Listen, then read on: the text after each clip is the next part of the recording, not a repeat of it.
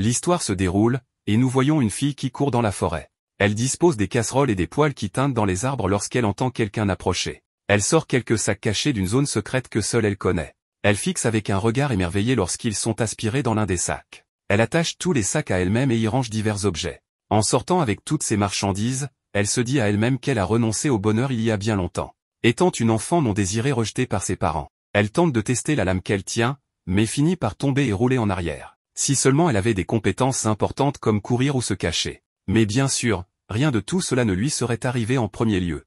Elle se demande si elle a fait quelque chose dans sa vie passée pour être si mal maudite dans celle-ci. Elle glisse en bas de la colline, heureuse de trouver un dépotoir. Elle tire sur une poignée de sacs poubelles et évite de peu d'être transpercée par plusieurs lances jetées.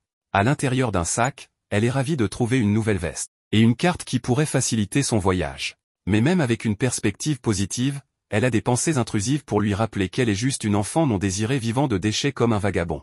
Ivy voit alors un homme qui est un dompteur de monstres. Il siffle pour appeler des slims pour se nourrir des déchets. Et en les regardant fondre les déchets, elle se demande si sa vie passée aurait considéré les monstres comme mignons.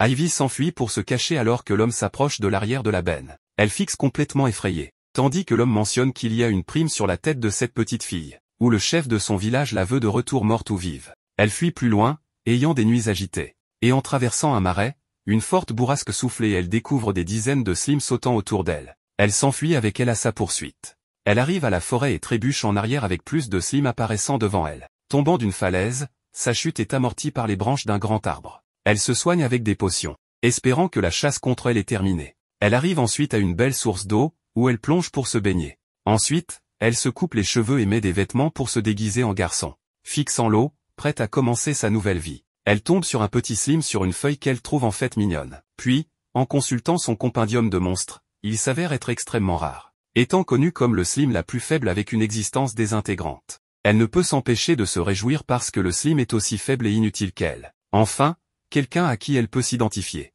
Une petite brise emporte le petit slim. Et en regardant le compendium à nouveau, Ivy apprend que ce slim peut disparaître avec une rafale encore plus forte ou même au moindre contact. Alors qu'elle la regarde coincée, simplement mise à l'envers, Ivy remet délicatement le slim à l'endroit en utilisant ses deux mains.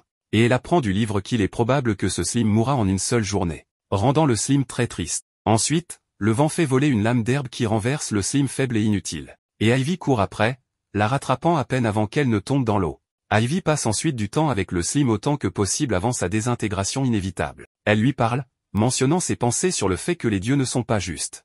Ils créent des gens heureux, mais aussi des gens misérables comme elle et ce slim. Les humains dans ce monde appelé Ordogus tous reçoivent des compétences lorsqu'ils atteignent l'âge de 5 ans. Son père a des compétences en menuiserie à 2 étoiles. Sa mère a des compétences en couture à 2 étoiles et en reprisage à 1 étoile. Cependant, personne ne sait quelles compétences ils recevront ni combien d'étoiles elles auront jusqu'à ce qu'elles apparaissent.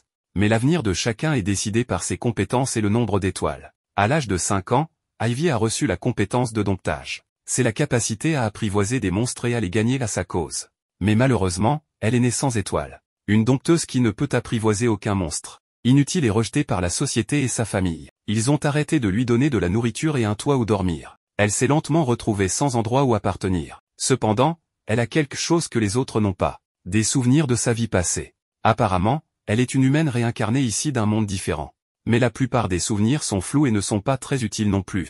Il lui chuchote souvent des choses qu'elle ne comprend pas vraiment, comme des proverbes. La seule personne qui était toujours gentille avec Ivy était la diseuse de bonne aventure. Elle lui avait donné des livres qui lui ont appris beaucoup de choses différentes, et même ce sac magique qui peut stocker de nombreux objets. Mais malheureusement, la diseuse de bonne aventure est récemment décédée, il n'y a donc plus personne dans ce monde pour Ivy. Et tout le monde du village essaie de la trouver et de la tuer. Même si elle n'a rien fait de mal. Être sans étoile est-il si grave? Est-ce quelque chose qui devrait vraiment être haï? Elle fixe ensuite le slim, remarquant comment elle est destinée à disparaître en une seule journée. Le monde n'est tout simplement pas juste. Le lendemain matin, elle se réveille, cherchant précipitamment le petit slim, attristée par la seule chose à laquelle elle pouvait s'identifier. Même si elle pensait être habituée à la solitude, elle ne peut s'empêcher de pleurer. Elle commence à fouiller dans ses sacs, se souvenant comment la diseuse de bonne aventure lui a dit de se diriger vers la capitale royale. Ensuite, en consultant sa carte, elle est soulagée de constater que le slim est toujours en vie. Elle apprend de son compendium que pour apprivoiser un monstre, elle doit d'abord lui donner une partie de son énergie magique. Si le monstre l'accepte, il commencera à briller. Et le monstre doit alors recevoir un nom pendant cette phase. Elle se demande si elle peut vraiment le faire en étant sans étoile. Elle imprègne ensuite le slime de magie et lui donne le nom de Sora, signifiant ciel pour représenter le ciel bleu au-dessus d'elle. Avec la réussite du nom, elle est excitée de voyager avec son mignon petit ami. Adoptant son propre nom d'Ivy, la plante qui prospère même lorsqu'elle est piétinée. Ivy course une souris et l'attrape, puis nous apprenons que c'est la 10e proie. Elle est ravie d'avoir des souris des champs pour son repas ce soir. Elle enveloppe les souris dans des feuilles et les range dans son sac pour plus tard. Elle indique sur sa carte où elle se trouve actuellement, la région de sa ville natale, le village de l'Atomie, et note que la capitale royale est bien plus à gauche, au-delà de la carte. Donc, elle veut s'arrêter dans la ville d'Otoloa, avant que la carte ne se termine. Elle doit attraper Sora à nouveau avant que la brise ne l'emporte. Elle est ensuite effrayée par des bruits de course et décide de grimper à un arbre pour se cacher. Elle est horrifiée de voir un grand troupeau de fourmis géantes, mais elle ne la remarque pas du tout. Après leur départ, elle soulève Sora, se demandant s'il ne semble pas un peu plus gros. Et après avoir remarqué qu'elle a une coupure sur la joue, elle se soigne avec quelques potions. Mais elle ne peut s'empêcher de penser qu'elle devrait avoir plus de potions et se demande où sont passés les autres. En errant, elle voit une affiche de recherche avec son visage dessus. Elle note que la récompense est de 500 dalles, ce qui est une grosse récompense là d'où elle vient. Elle se demande pourquoi elle pourrait valoir autant, puis son moi passé chuchote que c'est parce qu'elle est une fugitive recherchée. Ce qui ne rend pas Ivy plus heureuse, car cela la fait passer pour une méchante. Elle va retirer une deuxième affiche de recherche, mais est stupéfaite de voir leur laide représentation d'elle. Et cela la met assez en colère, alors elle la déchire. Cependant, en voyant la version embellie d'elle-même, elle remarque, oui, celle-ci, c'est probablement moi. Mais d'une certaine manière, il semble que Sora puisse être en désaccord. Ils arrivent enfin dans la prochaine ville, Ivy se sentant un peu envieuse devant tous les habitants et leur magie quotidienne. Elle voit une boucherie et pense à vendre ses souris des champs pour de l'argent. Elle devient nerveuse et décide de s'éloigner, mais le boucher s'approche car il sent les souris grâce à sa propre compétence d'odeur de niveau 2. Il demande à Ivy de lui montrer les souris, et il est excité par les coupes de viande fraîche. Il les achète pour 100 dalles. Expliquant que la plupart des gens lui apportent des proies plus importantes ces jours-ci, il serait donc ravi d'acheter les viandes plus petites d'Ivy à n'importe quel moment. Avec une poche pleine de billets, Ivy a un peu faim en regardant la boulangerie. Mais elle est trop nerveuse, alors elle s'éloigne d'abord. Mais elle revient, le propriétaire de la boutique lui demandant ce qu'elle aimerait acheter. Ivy demande ce qu'elle peut se permettre avec 100 dalles, car il s'avère qu'elle n'a jamais utilisé d'argent auparavant. Le propriétaire explique qu'Ivy pourrait acheter toute l'étagère de pain. Ivy décide alors d'acheter quelque chose et s'éloigne joyeusement avec les délicieuses friandises. Ce soir-là, elle s'assoit au sommet d'un arbre, très impatiente de manger. Ensuite, elle partage la moitié avec Sora. Tout en se régalant, elle apprend que Sora ne peut pas manger le pain. Mais elle ne peut pas comprendre ce qu'il pourrait aimer manger. Le lendemain, elle est ravie de trouver une montagne de déchets. Elle tombe sur des paniers de potions, mais ils sont tous périmés et décolorés. Mais quand elle les pose, Sora trouve une utilité en absorbant les bouteilles de potions entières. Cela surprend Ivy, car absorber des matériaux inorganiques est généralement une compétence détenue uniquement par des slimes rares de haut niveau. Elle essaie de tester cela avec un autre morceau de déchet, mais il semble que Sora ne s'intéresse qu'aux bouteilles de potions. Mais pas les rouges, seulement les potions bleues.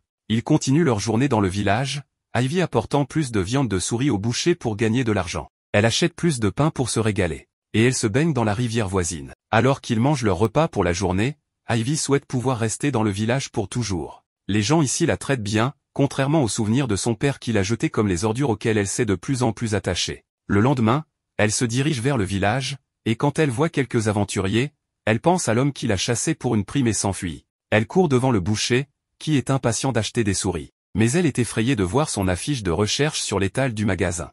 Elle court ensuite à la boulangerie, où la dame du pain a cuit son pain préféré pour lui en donner. Cependant, Ivy s'enfuit à nouveau, se sentant pire après avoir vu une deuxième affiche. Elle pleure de gentillesse, car elle sait qu'elle doit quitter le village qui l'a traitée si gentiment. Et elle embrasse Sora, qui la tient compagnie pendant son sommeil. Le lendemain, lorsqu'elle s'aventure dehors, elle arrive à une intersection, ne sachant pas où aller. Elle décide d'aller grignoter quelque chose, car elle avait trop peur de ramasser des provisions en ville. Elle tombe sur un pommier doré avec délice, mais n'est pas si heureuse de voir que c'est un monstre qui se nourrit d'aventuriers. Ivy essaie de fuir, mais s'en sort avec une attaque vicieuse au poignet. Elle finit par s'écrouler au sol et dit qu'il lui faut une potion. Ensuite, Sora commence à s'illuminer et Ivy ne peut s'empêcher de se dire que les rumeurs sur les slimes sont vraies car elle pense que Sora va la manger. Mais ce n'est pas le cas car Sora n'essaie que de la soigner car il a des aptitudes de guérison avec toutes les potions qu'il avait dévorées. Nous voyons un homme sculptant le bois. Il entend un bébé pleurer, alors il monte les escaliers jusqu'à la sage-femme tenant leur petite fille en bonne santé. La femme de l'homme, Fulf, lui demande quel nom il donnera à la fille. Il répond, Fémicia, alors que le bébé rit. enlacée par l'amour de sa mère à son chevet. Quelques années plus tard, Fémicia grandirait en une fille gentille et merveilleuse, apportant le déjeuner à son père et à son frère aîné alors qu'ils travaillaient dur pour leur famille. Alors que les trois appréciaient leur délicieux déjeuner, Fémicia faillit s'étouffer en mangeant trop vite. Alors son père utilisa sa magie pour remplir sa tasse d'eau afin qu'elle puisse se dégager la gorge correctement. Et même si son frère la réprimandait, Fémicia continuerait à manger frénétiquement, prétendant que c'est parce qu'elle est une fille en pleine croissance. Ce qui faisait rire le père. Sa famille lui apportait tellement de joie. Ce soir-là, Fémicia rentrerait chez elle auprès de sa mère et de sa sœur aînée, Fécia, qui préparait le dîner. Son frère, Photon, la taquina, disant qu'elle ferait bien de commencer à pouvoir utiliser tous les types de magie. Alors Fémicia riposta qu'elle le pourra certainement bientôt. Sa mère lui rappelait doucement que tout le monde se développe à son propre rythme. Et même sans magie, Fémicia aide déjà admirablement autant qu'elle le peut. Cependant, Fécia commente que ce n'est pas ce que leur mère lui disait quand elle avait 4 ans. Elle se faisait dire tous les jours par leur mère de se dépêcher et d'apprendre à utiliser la magie déjà. Le dîner est prêt pour que la famille en profite. Un gros ragoût est le plat principal. Le père explique fièrement que puisque Fécia a la compétence apaisante, la nourriture est améliorée avec la capacité de soulager la fatigue. Ensuite, la famille savoure leur dîner paisiblement ensemble. La famille continue de travailler sur des choses tout au long de la soirée. Le père mentionne que la maison qu'il construisait devrait être terminée d'ici la fin du mois. Mais il ne pourrait pas la terminer sans sa belle famille vraiment bénie dans ce monde. Leur fils Photon fabrique les meubles, avec ses compétences en fabrication de meubles à 3 étoiles. Et la mère aide à fabriquer les coussins de meubles avec ses compétences en couture à 2 étoiles. Leur famille était vraiment bénie avec un talent pour les affaires de la maison. Alors que la mère travaillait, une larme lui monta aux yeux. Ce qui effraya Fémicia. Il s'avère que la mère cousait des vêtements de mariée pour la fille du cordonnier. Et cela lui fit réaliser que Fémicia et sa sœur aînée Fécia se marieront aussi un jour. Fécia est impatiente d'avoir une belle robe. Le père disant que c'est trop tôt. Mais non, la mère sait que le temps vient toujours plus vite qu'on ne s'y attend. Après tout, Fémicia a presque 5 ans. Ce qui rend Fémicia excitée pour les cadeaux d'anniversaire. Cependant, il y a quelque chose de plus important qui arrive ce jour-là. Sa compétence. Le père remarque que tant qu'une personne a une compétence, elle trouvera toujours un endroit où travailler. La mère ajoute, quel type de compétence et combien d'étoiles, personne ne sait jusqu'à ce qu'ils reçoivent leurs compétences des dieux. Le type de compétence et le nombre d'étoiles détermineront où vous travaillerez. La mère demande alors à Fémicia quelle compétence elle aimerait. Dès le plus jeune âge, Fémicia avait toujours voulu être une dresseuse, pour se lier d'amitié avec des dragons, des griffons et toutes sortes de monstres, faisant rire son frère, car il trouvait son raisonnement ridicule. Le père rappelle à Fémicia que les compétences sont accordées par les dieux afin que les gens puissent vivre dans ce monde. Ce qui fait bouder Fémicia,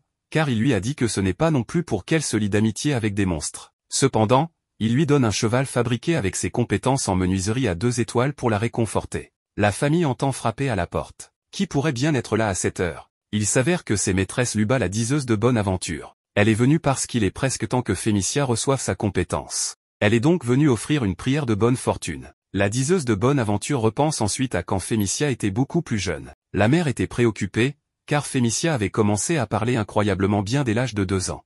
Mais parfois, Fémicia dit des choses étranges. La mère ne pouvait s'empêcher de ressentir de l'inquiétude, se demandant si sa fille serait capable d'utiliser la magie un jour. Fémicia éclata alors soudainement, de la magie? Ce monde a de la magie? Quelque chose que Luba confirme à la petite Fémicia. Fémicia saute de joie. Luba rassure ensuite la mère en disant que c'est bon. Fémicia grandira en une enfant très intelligente. Luba trouve ensuite une excuse pour que la mère s'éloigne un instant. Ainsi, elle peut s'informer en privé sur Fémicia. Elle dit à Fémicia que si les gens apprennent qu'elle a des souvenirs de sa vie antérieure, les choses deviendront difficiles pour elle. Elle ne doit donc pas en parler à qui que ce soit. Elle doit garder le secret, même à sa propre mère. De retour dans le présent, Luba dit à la famille que Fémicia est sûre de recevoir une compétence merveilleuse. Fécia demande si la compétence de Luba lui permet de savoir quelle compétence Fémicia va obtenir. Cependant, avec la compétence de prévoyance de Luba n'étant qu'à 1 étoile, elle ne peut voir que jusqu'à un certain point. Photon se moque alors de la compétence à 1 étoile de Luba, provoquant la réprimande de son père envers son fils impertinent. Après tout, sans ces prédictions météorologiques, le village ne saurait pas quand il pourrait récolter. Nous atteignons enfin le jour du 5e anniversaire de Fémicia. Ses parents sont avec elle, alors que le prêtre du village leur dit que c'est le jour de recevoir les bénédictions de Dieu. Des bénédictions qui lui accorderont la joie du dur labeur, le bonheur de s'émerveiller de vivre et la divine protection de la vérité. Fémicia s'approche pour toucher l'eau sacrée. Ensuite, le prêtre utilise sa magie pour recevoir le message divin. Fémicia est bénie avec la compétence de dompteur, la capacité de gagner des monstres à sa cause. Ce qui excite tant elle que ses parents. Cela allait exactement comme Fémicia le souhaitait. Cependant, ce rêve allait devenir un cauchemar. Alors que le prêtre jette un regard très perturbé à la lecture, l'eau éclate devant eux. Cela signifie que cet enfant possède une compétence de dompteur sans étoile. Ses parents protestent. Son père crie, cela doit être une sorte d'erreur. Ma fille ne peut pas être sans étoile. Mais le prêtre les assure que c'est un message divin. Les erreurs ne sont tout simplement pas possibles. Et toute discussion ultérieure comme celle-ci est un blasphème. Alors que le prêtre s'éloigne, murmurant que cette fille a été abandonnée par les dieux, Fémicia entend un murmure de sa vie passée, disant que c'est comme un jeu vidéo incroyablement difficile. De retour chez elle, la famille est complètement déprimée et désemparée. Le père frappe la table, ayant bu sans arrêt. La mère lui dit qu'il a trop bu, mais il l'ignore, se demandant comment tout cela a pu arriver. Lui et sa femme ont des étoiles. Leur fils et leur fille aînée ont des étoiles. Alors pourquoi Fémicia seule n'en a-t-elle aucune? Fémicia essaie de lui demander quelque chose, mais il lui crie de ne pas parler car les 100 étoiles ont été abandonnées par les dieux. Il remet vraiment en question comment une 100 étoiles pourrait naître dans sa famille. Cela fait que Fémicia la regarde incrédule, l'homme devant elle n'ayant plus l'amour et la chaleur qu'elle connaissait toujours. Fulf lui dit qu'il va trop loin en se levant rapidement. Il attrape rapidement le cheval en bois qu'il a donné à Fémicia et le fracasse au sol, criant à quoi bon être une dompteuse si elle n'a pas d'étoiles. Il se demande même si Fémicia est vraiment sa fille. Avec ces paroles dures, Fulf s'effondre en larmes. Fémicia essaie de consoler sa mère, mais Photon la saisit en criant de ne pas toucher sa mère. Fémicia essaie de demander de l'aide à sa sœur aînée, mais Fessia ne lui lance qu'un regard méprisant, tandis que Fémicia crie que son frère la fait mal, lui demandant d'arrêter. Il la jette par terre et lui crie de partir. Elle le regarde, complètement perdue dans tout ce qui s'est passé. Mais alors elle court hors de la porte. Fémicia erre alors dans le village comme un zombie sans vie. Tout en désordre, les villageois parlent à voix basse de l'enfant sans étoile abandonné par Dieu. Le chef du village annonce que l'apparition d'une 100 étoiles est un horrible présage de catastrophe. Il dit aux villageois qu'ils doivent se préparer contre les malheurs et consacrer leur capacité au bien du village. Tandis que Fémicia les regarde, d'autres enfants du village lui lancent des pierres, la faisant saigner. Elle court, pour se retrouver face à d'autres villageois la regardant avec des yeux pleins de haine. Elle court toute la nuit à travers une forêt pour leur échapper, se demandant pourquoi tout cela arrive, jusqu'à ce qu'elle trébuche. Elle ne peut plus rentrer chez elle. Son lui passé, lui murmure qu'il va y avoir une chasse aux sorcières, ce qui fait que Fémicia serre le poing sous la pluie.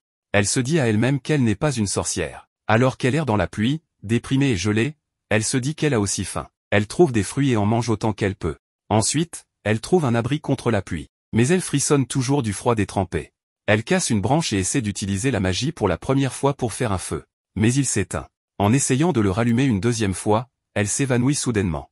Elle se réveille auprès de la voyante qui l'a aidée à se réchauffer avec le feu et prépare de la nourriture à manger. Luba dit à Fémicia qu'il semble qu'elle a moins d'énergie magique que la plupart des gens. Et que si elle venait à manquer d'énergie magique, cela mettrait sa vie en danger. Elle dit ensuite à Fémicia que sa compétence de prévoyance a montré que cela allait lui arriver. Juste pas de la manière dont cela allait se passer. Luba n'imaginait jamais que Fémicia serait sans étoile. Alors qu'elle remet de la nourriture à Fémicia pour qu'elle en profite. Après le dîner, elle donne à Fémicia un sac magique. Et même si c'est un modèle plus ancien, il pourra quand même contenir beaucoup de choses. Et aussi des livres avec des connaissances sur diverses choses utiles. Luba dit ensuite que Fémicia est destinée à entreprendre un voyage pour voir le monde et élargir sa perspective. Qu'elle doit se rendre dans une ville voisine de la capitale royale. Et trouver des gens en qui elle peut avoir confiance. Et que quand elle le fera, elle devra tout leur dire. Même qu'elle est sans étoile, de cette façon, elle pourra trouver de vrais amis qui l'accepteront quoi qu'il arrive. Alors que Fémicia apprend diverses compétences de Luba, elle demande pourquoi Luba ne la déteste pas comme le reste du village. Luba explique qu'autrefois, personne n'avait de compétences ou d'étoiles, mais travaillait et vivait heureux quand même. Donc, ne pas avoir de compétences n'est pas une mauvaise chose. Même si elle ne sait pas comment les choses ont pu finir comme ça. 3 ans plus tard, nous trouvons Fémicia devant une énorme pile de déchets. Elle se demande si les planches sont des restes de la fabrication de meubles de son frère aîné Photon. Elle en met de côté pour les utiliser comme bois de chauffage plus tard. Elle regarde ensuite quelques potions, utilisées, mais encore assez pour être stockées pour plus tard. Elle a fait une grosse récolte aujourd'hui. Elle attrape une souris et se régale d'une brochette après. Elle pense que cela faisait longtemps qu'elle n'avait pas vu la voyante et se demande ce qu'elle fait. Elle ressent ensuite la présence de gens qui arrivent, et éteint son feu, et se cache pour voir 2 hommes du village. Elle a un mauvais pressentiment et veut savoir pourquoi les gens la pourchassent. Alors elle décide de les espionner en ville. Elle entend 2 femmes parler de la tristesse que Luba soit morte de maladie récemment. Ce qui la surprend. Elle voit son père rendre compte au chef du village qu'il n'a toujours pas pu la trouver. Et le chef du village remarque que Fémicia doit avoir eu vent de ce qu'ils essayaient de faire. Le chef dit au père de Fémicia que les 100 étoiles n'apportent que malheur. Et son père est d'accord, disant que les 100 étoiles ne devraient pas être autorisées à exister dans ce monde. ce qui la brise émotionnellement en entendant les paroles de cet homme qu'il aimait autrefois, la plongeant dans le désespoir. Elle imagine même sa mère disant qu'il aurait été mieux qu'elle naisse jamais. Le chef du village parle de la triste perte de leur voyante de village, disant que la cause de sa mort n'est autre que la malédiction des 100 étoiles, et que parce que Luba a ignoré ses avertissements et s'est occupé de Fémicia, elle aussi a été abandonnée par les dieux. Ils ne peuvent pas se permettre de laisser Fémicia sans surveillance car leur village sera frappé un jour par la calamité, et il leur ordonne à tous de la capturer et de la tuer. Fémicia rétrécit de peur face à la prime sévère placée sur sa tête. Elle court alors que les villageois la poursuivent. Sa mère la retient. Alors que son père assène le coup final, elle se réveille sous les étoiles, se souvenant que Sora va la manger. Elle regarde ensuite le ciel et accepte paisiblement son destin. Parce qu'elle est une enfant non désirée de toute façon. Ensuite, elle se retrouve réveillée par Sora qui la pousse. Il rebondit sur elle, et c'est là que Fémicia remarque que sa plaie est complètement guérie. Elle le remercie, car elle a appris qu'il ne cherchait pas à la manger. Il l'a soignée en réalité. Et c'est là qu'il a commencé à parler. Alors Fémicia se réjouit et rit de son petit Slim qui ne peut dire que « pu ». Elle peut être une enfant non désirée, mais rien de tout cela n'a d'importance, tant qu'elle l'a lui. Alors peut-être qu'elle décidera de vivre, juste un peu plus longtemps. Un autre jour commence et nous voyons Ivy se reposer paisiblement. Une goutte de rosée matinale tombe et touche Sora, le réveillant. Il répète sa phrase pu encore et encore comme un réveil, alors Ivy le prend pour l'arrêter. Bien sûr, elle n'aurait aucune idée de ce que cela signifie même dans ce monde, mais sa vie passée le sait. Elle caresse le petit Sora énergique en cette belle matinée. Et elle encourage, impatiente que tous deux continuent leur voyage. Bail et potion bleue. Ivy prie, exprimant sa gratitude pour le bon repas matinal. Les deux en profitent.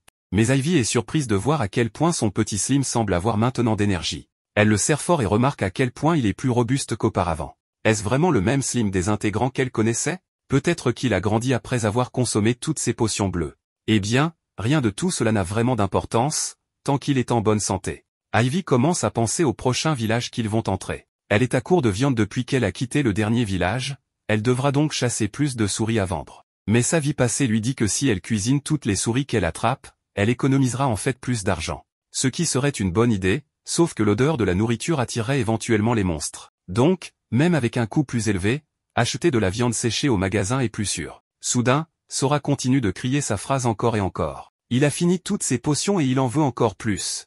Ivy se demande ce qu'elle va faire. Ivy est excitée de trouver une grande pile de déchets. Elle commence à fouiller en espérant trouver de la nourriture pour Sora, mais se laisse distraire par les vêtements usagés. Elle se souvient qu'elle doit rester concentrée, alors elle regarde autour d'elle et trouve une grosse pile de potions usagées. En comparant les potions bleues, celle-ci semble neuve, et celle-ci semble trop vieille. Mais l'âge de la potion bleue n'a pas d'importance pour Sora. Il les mangera toutes. Il consomme ensuite une potion rouge, quelque chose qu'il ne voulait pas consommer auparavant. Alors elle essaie de tester une potion verte qui agit comme un antidouleur et une potion violette qui enlève les malédictions, mais Sora ne veut aucune de ces deux-là. Sa vie passée lui conseille ensuite d'essayer de mélanger les couleurs. Elle combine le rouge et le bleu pour faire la potion violette. Et Sora la mange aussi. Cependant, il ne veut rien avoir avec une potion violette normale. Ils partent ensuite en chemin avec Sora qui rebondit et roule partout. Et Ivy est tellement heureuse, parce qu'elle pensait qu'elle voyagerait toujours seule, vivrait toujours seule. Mais maintenant, elle aura toujours Sora. Elle est excitée de voir des bails et s'extasie sur le goût délicieux. Elle essaie d'en offrir à Sora, mais il n'est pas trop excité. Plus tard dans la soirée, les deux dînent, mais Sora mange des potions sans arrêt. Jusqu'au point où Ivy craint de ne plus avoir de potions pour elle-même. Alors son moi passé lui donne le conseil, si tu dors, tu ne peux pas manger. Ivy prend ce conseil à cœur, et au sommet d'une branche d'arbre, elle commence à raconter à Sora une histoire pour s'endormir. Sa préférée quand elle était petite. Il y a très longtemps, le monde était en guerre. Un jour, le roi rassembla des magiciens qui pouvaient voir l'avenir et leur demanda tous de faire des prédictions sur la fin de la guerre. L'avenir qu'ils ont vu était la fin du monde. Une vision vraiment terrifiante. Les magiciens discutèrent de leur vision, puis, pour protéger le monde, ils lancèrent un puissant sort. Personne ne sait quel était ce sort, et personne ne peut l'utiliser maintenant. La seule personne qui peut est un enfant venu d'un autre monde, car c'est une magie oubliée. Une magie vaste et effrayante, et silencieuse. Solitaire et intouchable. Une nouvelle goutte de rosée tombe à nouveau, réveillant Sora comme le petit réveil qu'il est. Alors Ivy le caresse pour le faire taire. Cependant, elle s'énerve, se réveillant pour découvrir que Sora avait déjà mangé toutes ses potions. Elle attrape quelques souris dans un piège à souris. Elle attrape accidentellement un gros serpent. Elle hésite à s'en occuper, mais elle sait que cela pourrait lui rapporter de l'argent si elle le vend. Alors elle prend un morceau de tissu de son sac magique et recouvre le serpent, le confinant avec un nœud. En marchant sur un chemin, elle sent quelque chose, pendant que Sora panique à ce sujet. Elle est curieuse de savoir ce que c'est et décide de vérifier. pour découvrir une caravane complètement détruite par des bandits. Elle décide de cacher Sora dans son sac, et quand elle regarde plus loin, elle est horrifiée de trouver des hommes ensanglantés et battus. Pas moyen que des bandits feraient ça. Cela devait être l'œuvre de monstres. Ivy décide de prendre ses jambes à son cou, jusqu'à ce qu'elle soit loin, haletante et complètement hors d'haleine. Elle repère l'atome et se dirige vers la ville. Et même si elle est en sécurité maintenant, elle a l'impression qu'elle doit le dire à quelqu'un. Elle repère le panneau de la mairie, et même si elle est nerveuse, elle entre. Les gens du hall de la ville demandent à la petite fille Ivy ce qu'elle a là. Elle leur dit que c'est un serpent qu'elle a attrapé, mais ce n'est pas important. Ivy leur parle des personnes qu'elle a trouvées évanouies en chemin ici. La charrette qui était en feu et les personnes attaquées qui n'ont pas survécu. Un homme s'approche d'Ivy pour avoir un meilleur compte-rendu de ce qui s'est passé, espérant que les agresseurs étaient simplement des bandits. Mais après avoir entendu parler du fait que les chevaux ont également été tués au lieu d'être volés, il convient à contre-cœur que c'était très probablement une attaque de monstres. L'homme dit ensuite à tout le monde de localiser les monstres dès que possible. Et il remercie Ivy, expliquant qu'elle sera récompensée dès que les monstres seront trouvés. La femme explique que dans cette ville, les gens sont récompensés pour donner des informations sur les monstres à la mairie. C'est pour fournir des contre-mesures à la ville avant que des gens ne soient blessés. La femme donne à Ivy un document pour réclamer sa récompense une fois la tâche accomplie. Ivy va ensuite vendre le serpent qu'elle a attrapé. Et l'acheteur lui dit que c'est une femelle rare et propose de lui donner 3 Jidal. Ivy doit compter et apprend que la valeur équivaut à 300 dalles. Ou vendre 30 souris des champs. Elle sort, contente de son argent collecté. Et c'est maintenant le moment de trouver de la nourriture pour Sora. Elle se dirige bien sûr vers une autre décharge. Et elle devient tellement heureuse en trouvant plus de 21 sacs magiques. Elle est d'abord préoccupée, ne sachant pas comment les transporter tous. Elle commence donc à essayer de remplir les sacs magiques les uns avec les autres. Ensuite, elle commence à les organiser, avec les sacs à gauche incapables de porter d'autres sacs magiques, suivis des sacs magiques qui peuvent en porter un, puis des sacs magiques qui peuvent en porter 2. Et tout à fait à droite, des sacs magiques qui peuvent en porter 3. Elle finit par les organiser et retourne en ville pour acheter plus de potions. L'homme d'auparavant la salue et la remercie car ils ont pu vérifier rapidement l'information sur les monstres. Il s'avère que les monstres étaient des ogres et un roi ogre, d'après les traces qu'ils ont trouvées. Ils ont fini par envoyer des aventuriers de haut rang pour les tuer. Et personne ne doit quitter le village tant que les monstres n'ont pas été vaincus. Il dit ensuite à Ivy de se rendre à la mairie pour récupérer sa récompense. Et après avoir remis son document, la dame de la mairie lui remet 5 Jidal. Le serpent valait 3 Jidal ou 30 souris des champs. À 5 Jidal, c'est l'équivalent de 50 souris. Mais ce n'est pas tout, car elle reçoit également de l'Adal. Un Ladal équivaut à 10 Jidal, donc au total, elle a récolté l'équivalent de 280 souris des champs en argent. Plus tard dans la soirée, elle se détend, mange des bails et nourrit Sora dans son sac. Elle devra rester en ville jusqu'à la fin de la chasse aux monstres. Mais elle est heureuse quand même, avec Sora toujours à ses côtés, alors elle décide de se reposer pour la nuit. Par cette belle matinée, nous tournons vers Ivy qui trouve l'une de ses pièges à racasser, se demandant si un animal plus gros avait marché dessus et l'avait cassé. Cela laisse Ivy inquiète de ne rien attraper à vendre. Son mois passé rappelle à Ivy la récompense qu'elle a reçue pour avoir signalé l'attaque des gobelins l'autre jour. Alors elle ouvre son sac, pensant qu'elle pourrait être tranquille pendant un certain temps. Mais elle préférerait économiser pour un jour de pluie. Sora repère quelque chose et commence à bouger. Ivy doit courir après lui. C'est faible, mais Ivy peut aussi sentir quelque chose. Les deux passent à travers des broussailles, et Ivy est étonnée de voir une bête blessée. Elle n'est pas sûre de ce que c'est, mais elle ressent de l'énergie magique. Elle ouvre son compendium de monstres et apprend que c'est appelé un Adandala. C'est un monstre rare incroyablement féroce. Il grogne contre Ivy, lui donnant une petite frayeur, mais baisse la tête, épuisé par toutes les blessures qu'il a subies. Ivy est attristée de savoir qu'il va bientôt mourir. Elle caresse l'Adandala, le consolant, disant à la bête qu'elle avait peur quand elle était au bord de la mort. Elle sait qu'elle ne peut rien faire pour la bête, mais elle promet de rester à ses côtés. Cependant, en regardant l'interaction triste des deux, Sora saute et enveloppe la bête dans son corps. Ses propriétés curatives commencent à agir. Et soudain, l'Adandala est indemne de ses blessures. Après la guérison, Ivy remarque que Sora parle un peu plus vite maintenant, avec sa phrase caractéristique. Ensuite, la bête se tient devant eux. Et même si Ivy a peur, elle n'a rien à craindre, car l'Adandala est une énorme boule de poils qui la caresse avec amour. Ce qui est fou, car selon son livre, il faut une équipe d'au moins 5 aventuriers de haut niveau pour vaincre ce monstre féroce. Mais la grande bête sourit chaleureusement, tandis qu'Ivy la caresse. Les trois commencent à se promener ensemble. Ivy se demande si cela signifie qu'elle a un autre ami maintenant. Elle caresse la bête, disant qu'il est temps de lui donner un nom. Elle regarde le ciel éclairé par le soleil et elle l'a. Ton nom est Ciel. Elle fait ensuite sa joyeuse introduction pour elle et Sora à Ciel. Et les trois continuent leur randonnée jusqu'à ce qu'Ivy sente des gens. Elle décide de cacher Sora dans son sac magique. Mais, il n'y a aucun moyen pour que Ciel y rentre. Et ce ne serait pas bon que les gens le voient. Ciel montre cependant son intelligence et file se cacher dans les buissons. Elle arrive à la porte de la prochaine ville et voit le grand gardien qui semble un peu effrayant. Même le voyageur qui passe semble effrayer Ivy aussi. Sora panique aussi pour une raison quelconque. Le voyageur tente d'entrer dans la ville, mais le gardien l'arrête, lui demandant ce qu'il vient faire au village de la Tomé. Le voyageur lui dit qu'il rend visite à un ami. Cependant, quand le garde lui demande le nom de l'ami, l'homme répond nerveusement Zoriot. Mais le gardien dit qu'il n'y a personne dans le village avec ce nom. Le voyageur commence à transpirer encore plus de nervosité. Mais le gardien n'achète pas son baratin. Il jette le voyageur contre le mur et lève son épée, tranchant le sac du voyageur pour voir un sac magique tomber. Et dans le sac magique, le gardien trouve de l'alcool illicite. Il attrape le voyageur par le cou et son collègue, Velivra, escorte le voyageur en prison.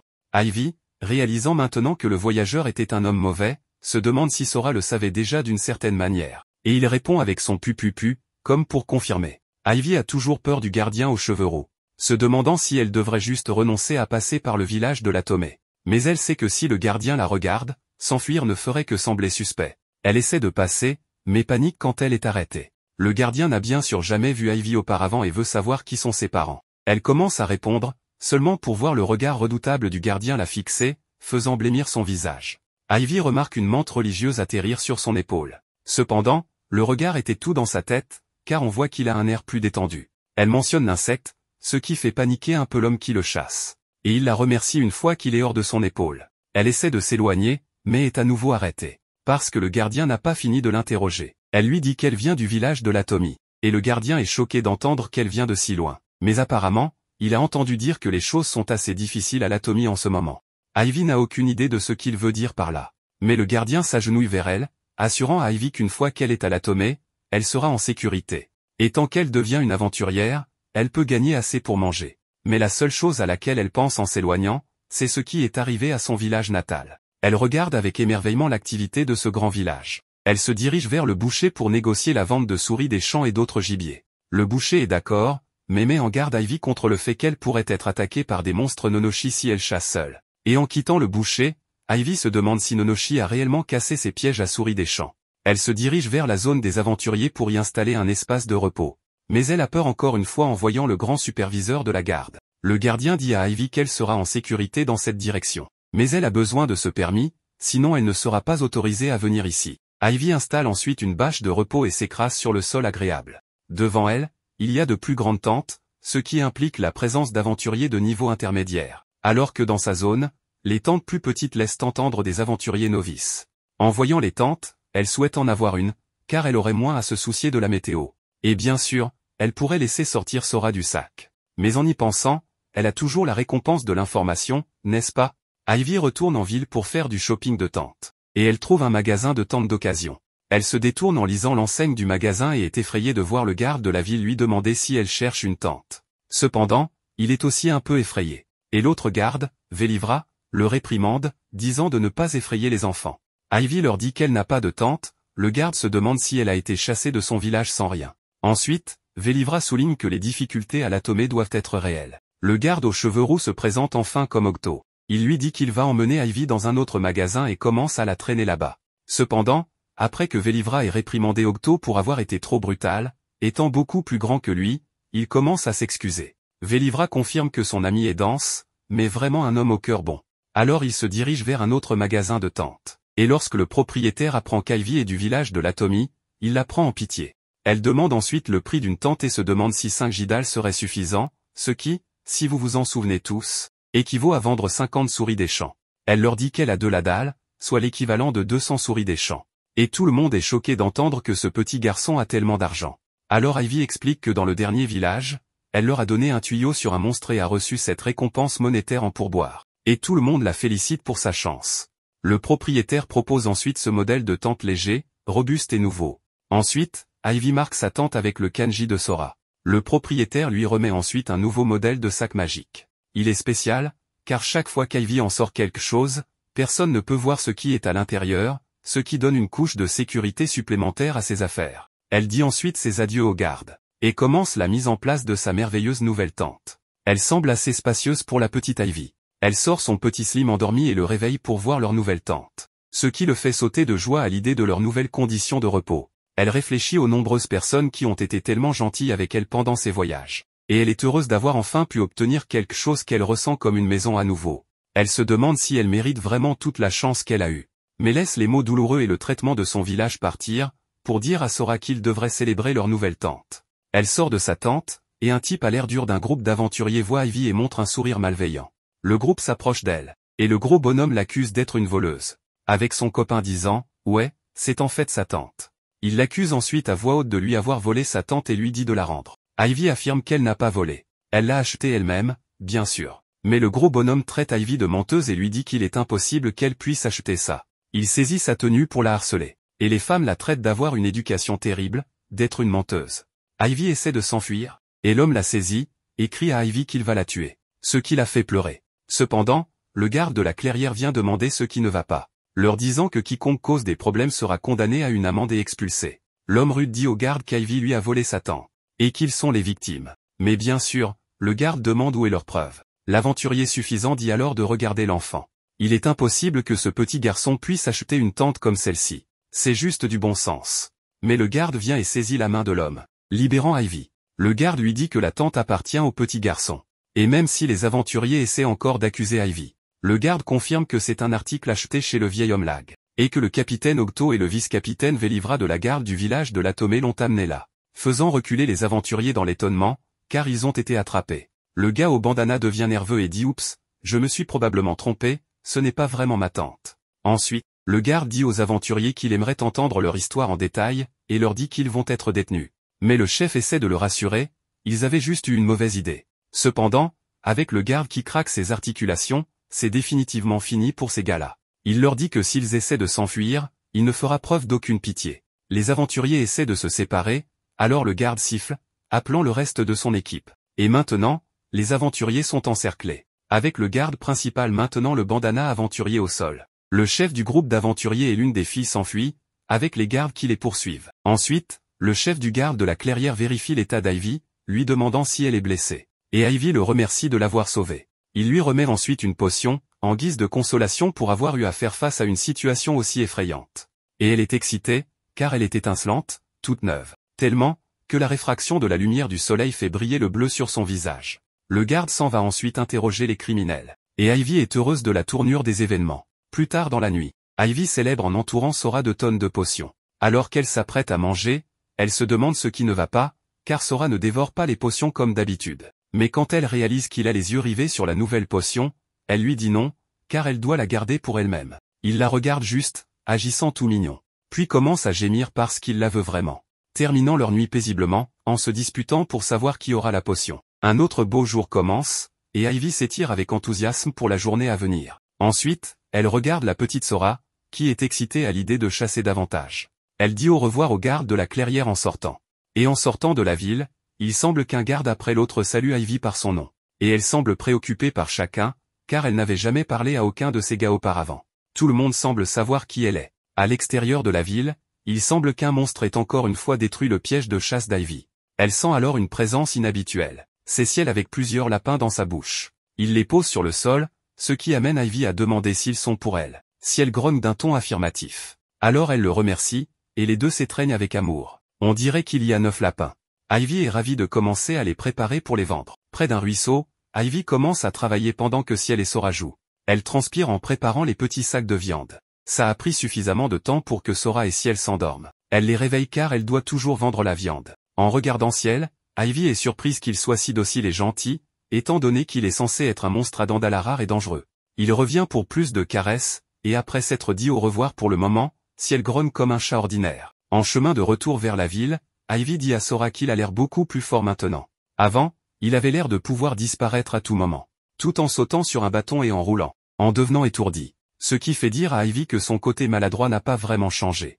Ivy se rend chez le boucher pour vendre la viande de lapin, et le boucher est satisfait car la viande est très fraîche et sans odeur de gibier. Le boucher est heureux, car les lapins n'ont probablement subi aucun dommage aux organes. Ivy répond nerveusement qu'elle les a attrapés dans un piège, car les lapins ont tendance à lutter dans les pièges, ce qui dégrade généralement la saveur. Mais bien sûr, Ivy ne peut pas révéler le fait qu'elle a apprivoisé un super rare à Dandala, qui les a attrapés pour elle. Le boucher remet à Ivy son paiement et est heureux qu'Ivy apporte des viandes de qualité comme celle-ci à tout moment. Alors qu'Ivy marche, soulagée d'avoir pu vendre quelque chose grâce au travail de Ciel. Un des gardes lui demande avec enthousiasme si elle a pu faire de bons sous aujourd'hui.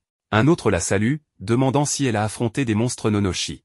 Un autre demande si elle a attrapé beaucoup de bonnes choses à manger. Sa voix devient un peu fatiguée. Elle doit la rendre plus grave pour avoir l'air d'un garçon. Alors elle se cache dans une ruelle pour éviter toute autre conversation futile avec les gardes. Jusqu'à ce qu'elle soit attrapée par Velivra, qui lui demande pourquoi elle se cache dans un endroit comme celui-ci. Pendant qu'il marche, il se rend compte de tous les ennuis que le capitaine Octo lui a causés. Il a fait le geste sympa de dire aux autres guetteurs que si un aventurier nommé Ivy est en difficulté, assurez-vous de l'aider. S'assurant que tout le monde savait qu'Ivy était jeune et travailleur, donc les collègues gardes devraient veiller sur lui quand ils le peuvent. Octo est un peu têtu, car quand il a une idée en tête, personne ne peut l'arrêter. Mais il a vraiment de bonnes intentions. Velivra se sépare d'Ivy car il a d'autres choses à faire. Ivy continue sa marche, soupirant en appréciant la pensée du geste d'Octo, mais elle n'aime pas se faire remarquer. Cependant, avec les gardes qui lui font signe, elle est joyeuse en pensant que cette ville pourrait être un bon endroit. Quelque chose attire alors l'attention d'Ivy. C'est le fruit Zaro, une spécialité de sa ville natale de l'Atomi. Mais ils sont très chers. Le vendeur de fruits lui explique qu'il lui a fallu beaucoup de temps pour se procurer ceci, car l'Atomi est le seul endroit où l'on peut cultiver ces fruits. Mais avec la mauvaise récolte cette année, cela a été particulièrement difficile de les acheter. L'homme apprend qu'Ivy vient du village de l'Atomi et demande où sont ses parents. Mais quand Ivy explique qu'elle voyage seule, l'homme remarque que c'est la faute de l'idiot du village. Cependant, Ivy se demande ce qu'il veut dire. Il explique que la voyante Luba a toujours protégé les cultures de Zaro du village de l'Atomi, car le moment de récolter les fruits était toujours délicat. Car si le timing était manqué ne serait-ce que légèrement, le fruit de Zaro ne serait pas bon à vendre. Le fruit de Zaro est la principale source de revenus de l'Atomi. C'est pourquoi les villageois aimaient et respectaient Madame Luba. Cependant l'homme a entendu dire que le chef du village ne pouvait pas le supporter. Alors quand Luba est tombée malade, il ne lui a pas donné de médicaments. C'est ce que disent les gens, de toute façon. Cela choque Ivy, qui se souvient quand elle avait réussi à se faufiler dans l'église pour entendre des femmes parler du caractère étrange de la mort de Luba d'un rhume à cette période de l'année. L'homme explique aussi qu'il y a une rumeur selon laquelle le chef du village essaie de faire porter tout cela sur un enfant. Le visage d'Ivy s'assombrit alors qu'elle se souvient des horribles mots que le chef du village avait prononcés à son sujet. L'homme continue en expliquant qu'avec la disparition de Luba, la récolte de Zaro du village de l'Atomi a chuté, et ils ont connu des difficultés financières. Alors le chef a essayé de réduire le nombre de bouches à nourrir. Et certains villageois se sont rebellés, ont pris leur famille et ont quitté le village. D'autres qui ont défié le chef ont été expulsés. Un désastre complet. Il demande ensuite pourquoi Ivy est partie. Et elle explique que ses parents ont pris parti pour le chef, et que cela a causé des problèmes. Serrant sa veste, à la pensée de la trahison horrible de sa famille. L'homme se sent alors désolé pour Ivy, alors il lui tend un fruit de Zaro. Quelque chose dont Ivy est reconnaissante. Elle s'assoit dans sa tente avec Sora, réfléchissant aux événements qui se sont déroulés dans le village de l'Atomi. Malgré tout le mauvais traitement, elle est toujours inquiète de ce qui est arrivé à sa famille. Sa famille l'a rejetée. Et maintenant, elle est dans un endroit inconnu avec des gens qu'elle ne connaît pas. Mais maintenant, elle s'amuse enfin à nouveau. Surtout maintenant qu'elle a à la fois Sora et Ciel, Capitaine Octo et Velivra. Toute la ville ici à l'Atomi a été tellement gentille avec elle. Et elle a aussi encore son moi passé, qui lui parle. Et maintenant, même une petite maison. Elle se demande si c'est cela qu'on appelle le bonheur. Alors Sora saute de joie. Et comme d'habitude, Ivy n'a aucune idée de ce qu'il dit. Elle rit parce qu'elle ne comprend pas, mais d'une certaine manière, elle comprend. Parce qu'ils sont amis, après tout. Elle prend une bouchée et apprécie le goût du fruit de Zaro. Le même qu'elle avait quand elle était petite. La même saveur que Luba protégeait. Elle pense alors à quand Luba lui avait dit de se rendre dans la ville voisine de la capitale royale. Mais, si elle trouvait un endroit où elle aimerait vivre pour toujours pendant son voyage, elle pourrait aussi y rester. C'est un autre jour merveilleux. Et Ivy fait ses salutations matinales habituelles à tous les guetteurs de la ville. Elle sort pour une bonne chasse, en plaçant plusieurs pièges. Consciente de les placer là où les monstres Nonoshi ne marcheront pas. Elle se dirige ensuite avec Sora vers une décharge, car il a aussi besoin de quelque chose à manger. Mais s'arrête soudainement parce qu'elle sent des gens. Elle fait sauter Sora dans le sac. Et oh mon Dieu, ce sont les deux aventuriers qui l'ont intimidé plus tôt et qui se sont échappés. L'homme l'accuse d'avoir fait arrêter ses amis l'autre jour. Même si ce sont eux qui l'ont intimidé et qu'elle n'a pas vraiment fait grand-chose. Alors qu'Ivy recule devant le voyou qui s'approche, il arbore un sourire vicieux en se rappelant qu'Ivy a un slim rare avec elle, et lui dit que si elle veut partir en sécurité, elle doit lui remettre le slim. Ivy refuse, car Sora est son amie. Et la fille aventurière dit à Ivy que si elle ne le fait pas, elle subira quelque chose de plus douloureux. L'homme se tient au-dessus d'Ivy, lui disant qu'elle va être passée à tabac. Et Ivy regarde avec crainte, avec les grands adultes sur le point de lui donner une raclée. Elle prend la fuite, et alors que les voyous la poursuivent, elle tourne rapidement à gauche et fait en sorte que l'homme se retrouve pris dans l'un de ses pièges. La fille aventurière se moque de lui, et il coupe furieusement la corde lui-même, en proclamant que le garçon ne s'en sortira pas vivant. La fille apparaît ensuite devant Ivy, et l'homme la prend dans ses bras, le vol à l'arraché sur le point de commencer. Quand Ivy se débat, la fille la saisit également, lui disant de ne pas bouger. Mais alors la fille voyou devient nerveuse. En les voyant que Ciel est apparu devant eux. Il pose Ivy et recule à la vue du majestueux Adandala, qui est prêt à déchiqueter leur visage dégoûtant et honteux. Et quand Ciel rugit, la fille s'évanouit. Et l'homme s'enfuit rapidement pendant que Ciel se lance à sa poursuite. Ciel est si rapide cependant, rattraper l'homme était inévitable. Et Ciel ramène l'homme comme s'il s'agissait d'une proie de lapin qu'il avait attrapé plus tôt. Ciel s'approche d'Ivy pour lui donner des tapes sur la tête. Un autre jour avec un travail bien fait. Et Ivy regarde les voyous, se demandant si Ciel avait fait cela au lapin l'autre jour. Ivy sent plus de gens, et fait cacher Ciel. Elle entend une voix familière l'appeler, alors elle appelle la voix à elle. C'est le capitaine Octo et Vélivra, qui vérifient qu'Ivy n'est pas blessée. En patrouillant, ils ont entendu le rugissement d'un monstre et des cris humains, alors ils se sont dépêchés. Alors Ivy désigne les deux criminels recherchés de l'autre jour, laissant Octo et Vélivra abasourdis. Chez Octo, il passe en revue un rapport avec elle sur ces deux aventuriers. Et apparemment, ils ont tous été sous enquête pour d'autres crimes potentiels qu'ils auraient commis. Ils ont volé de l'argent et des biens à de jeunes aventuriers et utilisé de fausses accusations. Et plusieurs fois, leurs crimes ont été signalés à la guilde des aventuriers, mais il était difficile de rassembler des preuves contre eux. De plus, les deux qu'ils avaient attrapés aujourd'hui étaient spécifiquement recherchés pour meurtre. Et leur châtiment sera maintenant de devenir des esclaves sans possibilité d'émancipation. Les deux autres attrapés ont également été condamnés à l'esclavage, mais pour une durée plus courte. Et Ivy est soulagée de pouvoir enfin se reposer tranquille. Octo l'a amenée ici pour une raison particulière. Puisqu'elle a aidé à leur capture, elle recevra des récompenses monétaires. Ce qui choque Ivy car elle est payée 2 ladal et 3 gidal. Et elle perd la tête en réalisant qu'elle est payée 2300 souris de champ. Et avec tout l'argent qu'elle a actuellement, elle a une valeur nette de 5000 souris de champ. Il remet l'argent à Ivy et lui dit que si ce n'est déjà fait, elle devrait ouvrir un compte en banque. Transporter tout cet argent peut être un peu dangereux. Il se dirige donc vers une guilde commerciale, pour qu'Ivy puisse effectuer un dépôt, où le banquier lui fait signer avec une goutte de sang. Octo lit, et apprend qu'Ivy a 8 ans et 11 mois, et est choqué d'apprendre qu'elle aura bientôt 9 ans. Il pensait qu'Ivy avait 6 ou 7 ans. Mais elle s'exclame qu'elle n'est pas si petite. Elle dépose ensuite son argent et reçoit une plaque. Dehors, Octo explique qu'avec la plaque, elle peut retirer des fonds à la guilde commerciale dans n'importe quel village ou ville. Ivy remercie Octo pour toute l'aide, et alors qu'il rit, en profitant. Vélivra apparaît en colère, car il cherchait son capitaine car Octo n'avait jamais dit où il allait. Octo le regarde nerveusement en disant « Oh, je ne te l'ai pas dit ?» Bien sûr qu'il ne l'a pas fait. Les trois se promènent en ville, et Octo demande à Ivy si elle a déjà mangé le plat signature de la ville. Ce sont des brochettes de nonoshi, quelque chose qu'Octo traitera à Ivy à chaque fois qu'elle le voudra. Et elle sourit, impatiente de déguster ce délicieux repas. Elle reçoit une tape sur la tête d'Octo et se demande depuis combien de temps elle n'a pas reçu de tape sur la tête. Il se dirige ensuite vers un endroit pour manger. Et lorsque le chef voit Ivy, elle plaisante, demandant si c'est l'enfant secret d'Octo. Ce qui le fait rire, et il commente, adorable, n'est-ce pas? Alors qu'ils s'installent à leur table, Ivy regarde avec émerveillement la taille des brochettes de nonoshi. Elle devient un peu nerveuse en entendant Octo commander 10 brochettes pour chacun d'eux. Mais il affirme qu'elles sont tellement bonnes que ce sera facile d'en manger autant. Cependant, Vélivra sait que son capitaine exagère, ne tenant pas compte de la corpulence actuelle d'Ivy. La nourriture arrive, et Ivy prend une bouchée de la délicieuse brochette. Vélivra remarque que la chef ici est si douée que quiconque à la capitale royale aimerait aussi en manger. Et le chef explique qu'elle a une compétence culinaire à 4 étoiles. À seulement une étoile en dessous du maximum de 5 étoiles. Ivy devient un peu triste en se rappelant son propre classement actuel en étoiles. Octo dit ensuite que les deux criminels qu'ils ont attrapés aujourd'hui avaient tous les deux une compétence de course à 3 étoiles. C'est certainement pourquoi il était si difficile de les attraper avant.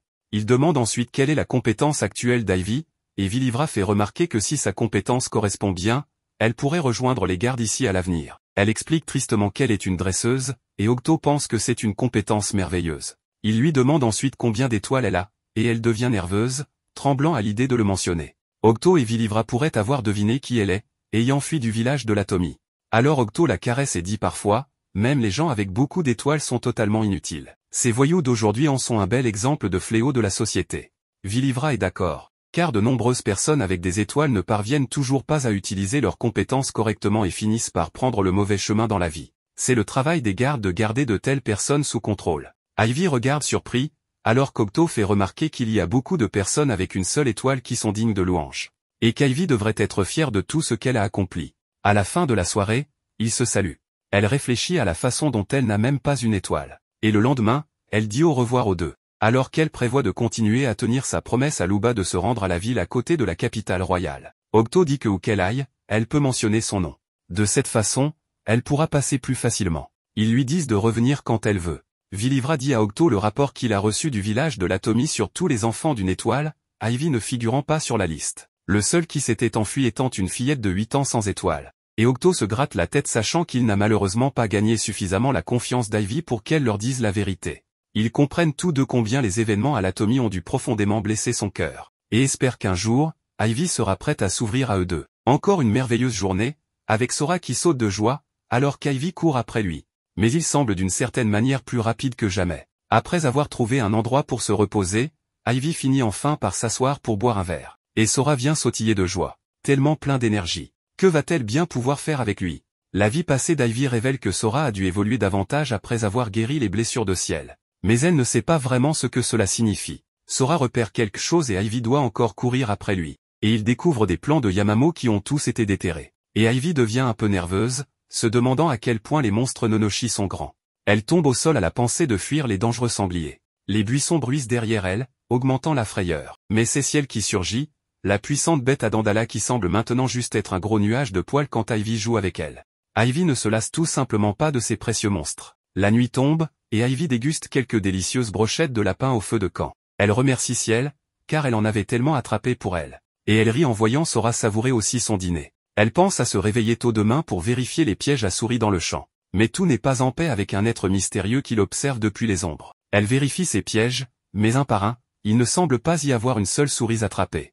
Mais il reste de la viande de la veille qu'ils peuvent déguster. Ivy frissonne soudainement en ressentant une présence glaciale. Et un brouillard noir apparaît. Ivy prend ses jambes à son cou, notant que le brouillard noir qui la poursuit lui donne la nausée. Elle finit par arriver au bord d'une falaise, sans nulle part d'autre où aller. Et quand elle se retourne pour le voir, elle est stupéfaite de découvrir que ce n'est pas un monstre, mais ce qui semble être un humain qui en est la cause. Ciel arrive pour rugir puissamment, faisant disparaître l'humain qui causait le brouillard, mais ne laissant qu'à Ivy plus de questions sur ses origines. Ivy et Sora voyagent confortablement sur le dos de Ciel. Mais soudain, Ciel commence à devenir agressive. Il y a un ogre qui escalade la falaise sur laquelle il se trouve, et un autre devant eux également. Ivy met Sora dans le sac. Puis Ciel s'engage dans un combat avec l'un des ogres, mordant son bras et précipitant l'ogre hors de la falaise dans l'eau. Des rochers commencent à tomber d'en haut sur Ivy et 4 autres ogres tombent en dévalant vers elle. Alors elle prend ses jambes à son cou.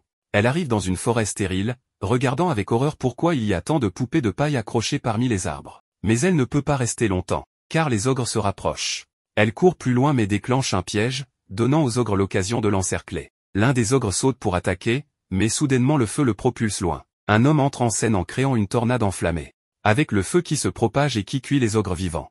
L'homme se vante alors fièrement, « Avez-vous vu ça? Cette attaque tempête de feu m'appartient, je suis Ratoloa. » Bien que maintenant il regarde nerveusement Ivy qui brûle dans un piège.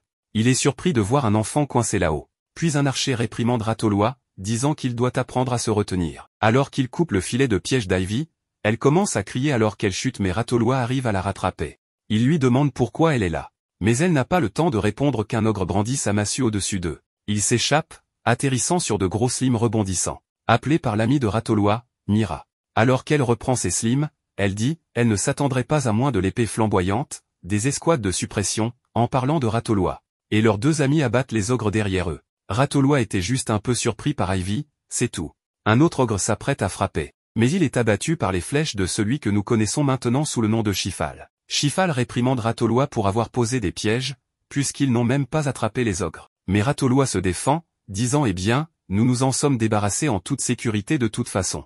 Après coup, Ivy parle à l'escouade de suppression. Ils sont ici parce que de nombreux monstres se sont installés dans cette région, et ils ont été envoyés ici pour les chasser. Les pièges étaient destinés à chasser les ogres, mais comme Ratoloa a mis le feu à toute la zone, il était peu utile de les utiliser.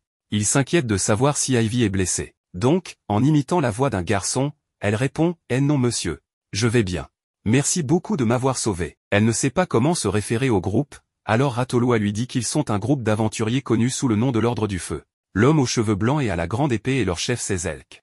L'homme aux cheveux rouges et à la hache est Nougat. Il y a Shifal, l'archer bien sûr. Ratoloa. Et Mira, faisant partie du groupe des Vertes Brises, est une amie de Ratoloa. Ivy les remercie très formellement, son capuchon tombant sur sa tête, faisant rire tout le monde. Alors qu'ils descendent vers leur campement, Shilfal demande ce qu'elle faisait dans les montagnes. Elle leur dit qu'elle se rendait à Otolwa et qu'elle venait de quitter le village de l'Atomé. Ils sont surpris d'apprendre qu'elle est venue toute seule de l'Atomé jusqu'ici. Et nous apprenons de Ratolwa qu'ils viennent tous d'Otolwa. Les monstres étant toujours dans la région, Sezelg dit à Ivy de continuer à voyager avec eux, car ils retournent de toute façon dans leur ville. Ils trouvent leur campement et commencent à s'y diriger. Cependant, Ivy trouve Ciel, qui sort des buissons et se nettoie comme il se doit pour un chat.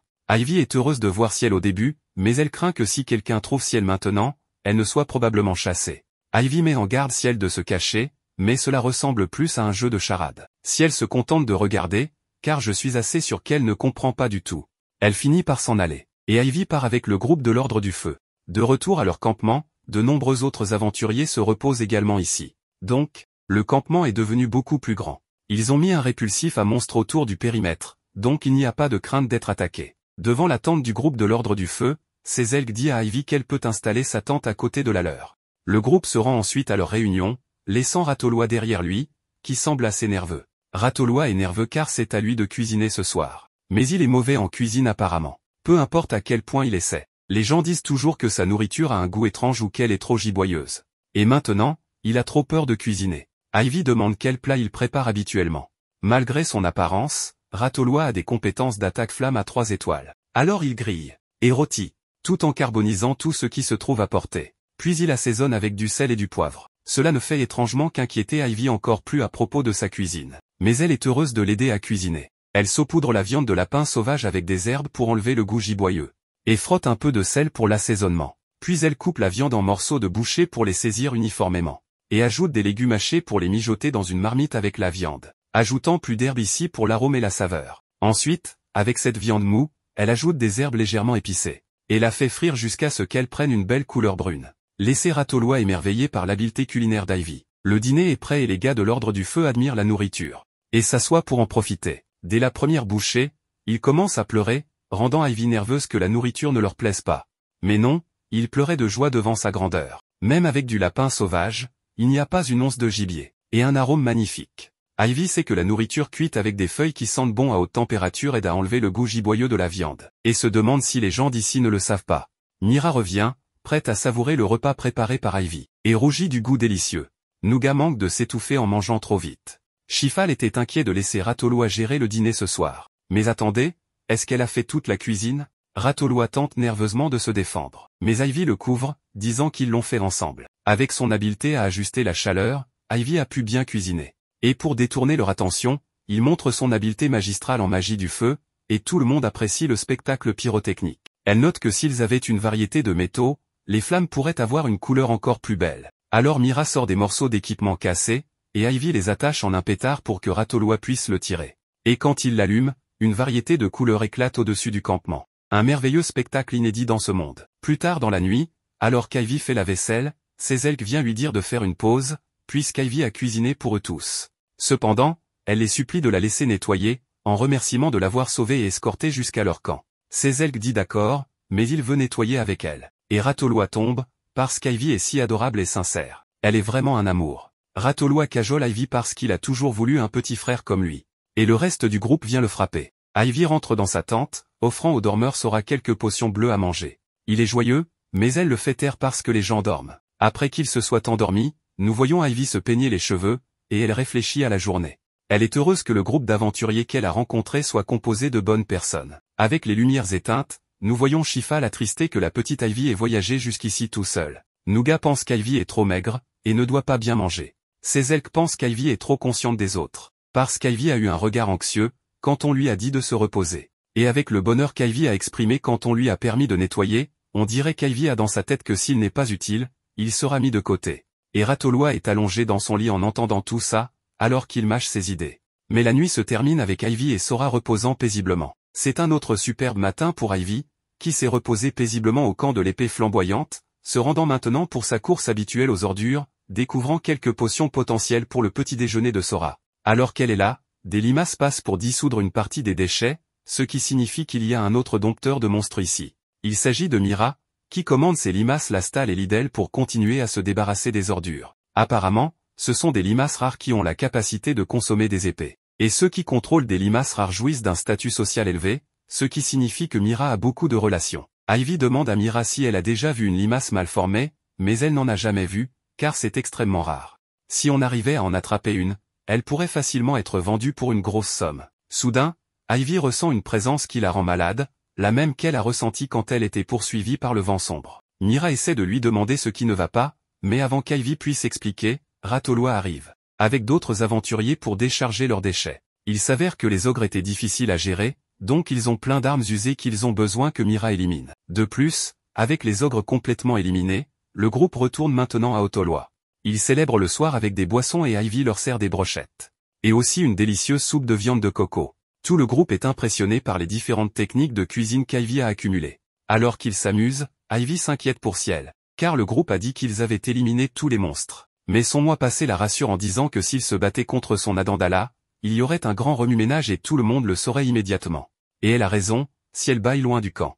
Tout le groupe se rassemble autour d'Ivy, et Mira présente ses frères jumeaux aînés Torque et Marm. Les trois forment le groupe de la Verte Brise. Les jumeaux félicitent Ivy comme leur sœur avait mentionné à quel point elle était intelligente. Et ils voulaient qu'Ivy rejoigne leur groupe quand elle sera grande. Cependant, Ratoloa s'immisce en disant pas question, car Ivy va être son petit frère. Mais Sezelk lui donne une bonne claque, disant à Ratoloa d'arrêter de plaisanter. À la vue du groupe d'aventuriers rois de la foudre approchant, Mira et ses frères décident de quitter les lieux. Apparemment, les jumeaux Torque et Marm ne se sentent pas à l'aise en présence du capitaine du roi de la foudre, Borolda. Cependant, elle est heureuse que le capitaine affirme qu'Ivy devrait voyager avec Sezelk de retour en ville. De retour dans sa tente, Ivy libère Sora pour qu'il puisse prendre son repas, sortant des tonnes de potions qu'elle a pu récupérer des tas d'ordures, faisant tellement de bruit de joie que Ivy doit le calmer. Pendant qu'ils se détendent, Ivy ressent à nouveau cette présence nauséabonde. Elle décide de cacher Sora alors que la présence se rapproche, mais elle disparaît soudainement. À l'extérieur de sa tente, Ratoloa l'appelle. Il espérait que Ivy l'aiderait à préparer le petit déjeuner de demain matin.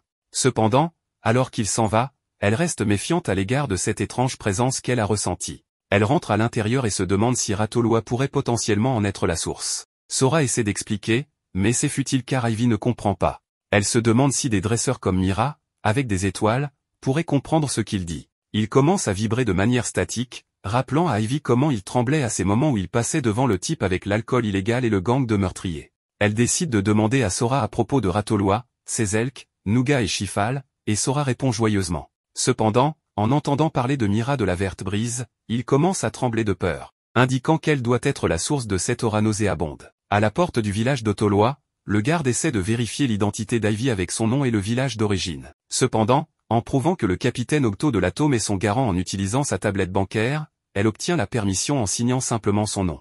En entrant, elle contemple avec émerveillement la grande ville animée d'Otoloa. Il décide de trouver un endroit pour se reposer à la clairière des aventuriers. Sezelk explique que même s'ils viennent de finir de débarrasser les monstres autour de la région, ils ne peuvent pas encore rentrer chez eux car il y a aussi des personnes dangereuses qui posent problème. Borolda ajoute que des gens sont enlevés et vendus comme esclaves par une organisation criminelle. La milice de la ville a localisé leur repère et l'a attaqué plus tôt.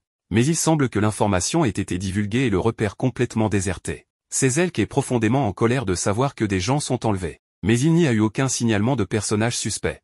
Ivy est particulièrement inquiète après avoir appris qu'elle est une cible privilégiée. Cette organisation cible principalement les enfants. Tout le groupe souhaite avoir un indice ou une piste. Ivy décide donc de partager son expérience d'avoir failli être attaqué, ce qui fait gaspiller tout le monde d'étonnement. Un homme du groupe libère alors une barrière pour qu'ils puissent discuter sans être écoutés de l'extérieur. Ivy raconte alors son histoire d'avoir été poursuivie dans la forêt par une présence nauséabonde, avant de rencontrer l'épée flamboyante. Mais quand un monstre, alias Ciel, est apparu, la présence a fui. Le groupe félicite Ivy pour son talent particulier de ressenti, qu'elle a acquis en vivant seule dans les forêts ces dernières années. Elle parle ensuite de la sombre présence qu'elle a ressentie au camp et qui a disparu quand Ratoloa est passé. Ce qui pousse Sezelk à demander Ratoloa ce qu'il faisait près de la tente de Ivy. Cependant, Ratoloa se disculpe, son alibi étant qu'il était venu demander à Ivy de l'aider à préparer le petit déjeuner.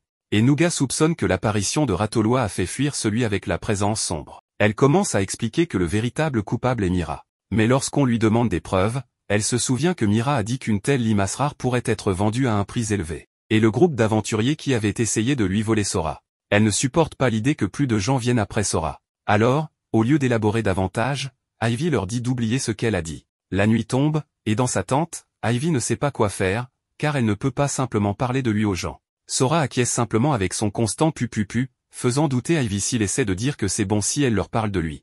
Ivy se souvient alors quand Luba lui avait dit que tous les secrets finiraient par être révélés, et qu'un jour, Ivy aurait besoin de personnes qui se battraient à ses côtés. Le matin venu, elle voit ses alliés dans la clairière. Elle est sur le point de préparer le petit déjeuner, mais ses elfes l'arrêtent pour jeter une barrière d'isolement autour d'eux. La mauvaise nouvelle est qu'ils ont tous en effet découvert un côté plus sombre de Mira de la Verte Brise, ainsi que de ses frères aînés. Après avoir entendu le tuyau d'Ivy hier, ils ont décidé de suivre tous les mouvements de Mira et ont repéré la Verte Brise en train de mener des affaires clandestines avec un marchand ambulant. Un des hommes du groupe de Borolda a même essayé de les tester quand le marchand partait. Et tous ceux de la Verte Brise prétendaient simplement qu'il donnait des indications à un homme perdu. Mais ils trouvaient particulièrement suspect que la Verte Brise utilise également une barrière sonore comme celle qu'ils utilisaient pour empêcher leur conversation de fuiter, surtout pour donner des indications. Shifal a également enquêté sur le marchand à la guilde des commerçants, mais a appris qu'il n'y menait apparemment aucune affaire dans cette ville. En mettant tout cela ensemble, ils déduisent qu'il s'agit d'un marchand d'une autre ville utilisant un objet magique coûteux pour empêcher le son de fuiter. Et pourtant, il n'y avait aucune affaire en cours. L'équipe est contrariée, car beaucoup d'entre eux sont de bons amis avec Mira et ses frères. Cependant, Sezelk est heureux qu'ils aient enfin une piste sur les enlèvements. Ivy est surprise qu'il les crût si facilement sans trop de preuves. Alors, Ratoloa lui demande pourquoi elle leur prépare à manger. Elle répond que c'est parce qu'elle veut que tout le monde profite des choses qu'ils mangent. Cette déclaration seule, et la manière dont Ivy se comporte, suffisent à leur montrer qu'elle n'est pas une personne qui leur mentirait. Entendre cela la fait sourire. Ses yeux brillent. Elle pense qu'elle n'est rien pour personne. Et pourtant ils lui ont fait confiance. Elle leur révèle alors qu'elle est en fait une dresseuse, et que le slim qu'elle a apprivoisé est celui qui lui a parlé de Mira. Elle les ramène ensuite dans sa tente, et présente Sora. Et tout le monde le regarde avec émerveillement, car ils n'ont jamais vu de slim transparent rare auparavant. Elle n'est pas sûre pourquoi, mais Sora a d'une manière ou d'une autre la capacité de voir à travers les mauvaises personnes. Et immédiatement, Borolda et Sezelk comprennent pourquoi Ivy devait garder Sora secret, puisque la rareté du slim aurait pu attirer des poursuivants sur eux.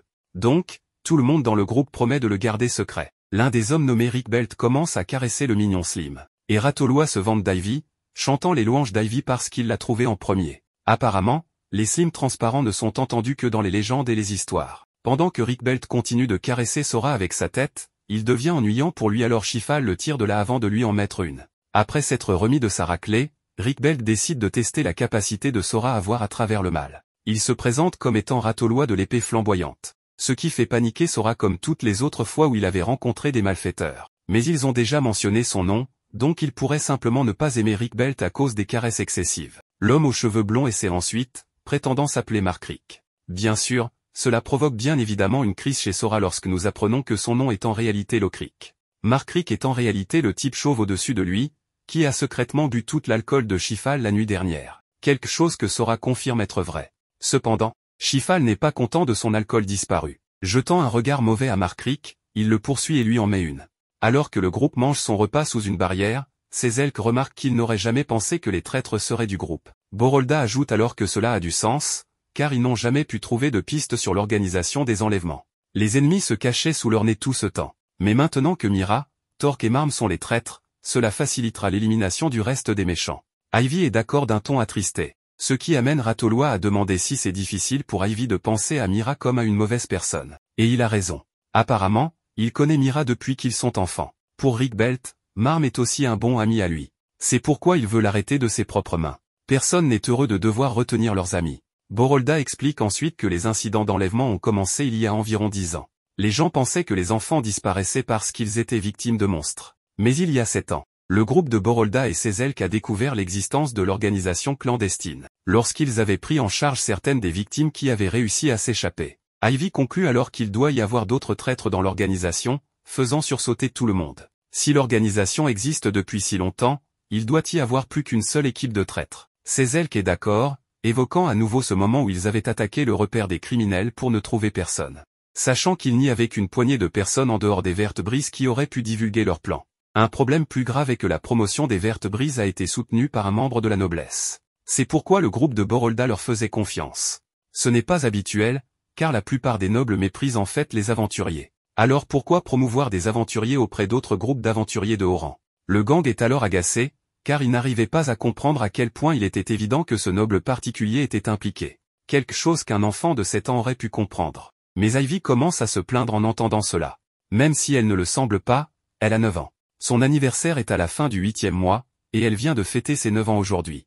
En entendant cela, Tout le monde commence à souhaiter un joyeux anniversaire à Ivy et à applaudir. Ce qui la fait rougir et elle les remercie. La situation actuelle est plus urgente, alors Ratoloa propose une véritable célébration d'anniversaire plus tard au lieu de simplement ses bons vœux. Cependant, Ivy lui assure que c'est plus que suffisant. Elle sourit chaleureusement, se demandant depuis combien d'années quelqu'un ne lui avait pas dit joyeux anniversaire. Ratoloa remet alors en question si elle a vraiment 9 ans, car parfois, elle dit des choses et cuisine si bien. Elle semble beaucoup plus âgée, probablement à cause de l'aperçu de son mois passé. Revenons à la tâche à accomplir, ils décident de découvrir en qui d'autre ils peuvent avoir confiance dans cette ville. Ils se dirigent vers la guilde des aventuriers pour tester le maître de guilde, Roglyph. Sora semble réagir positivement à lui.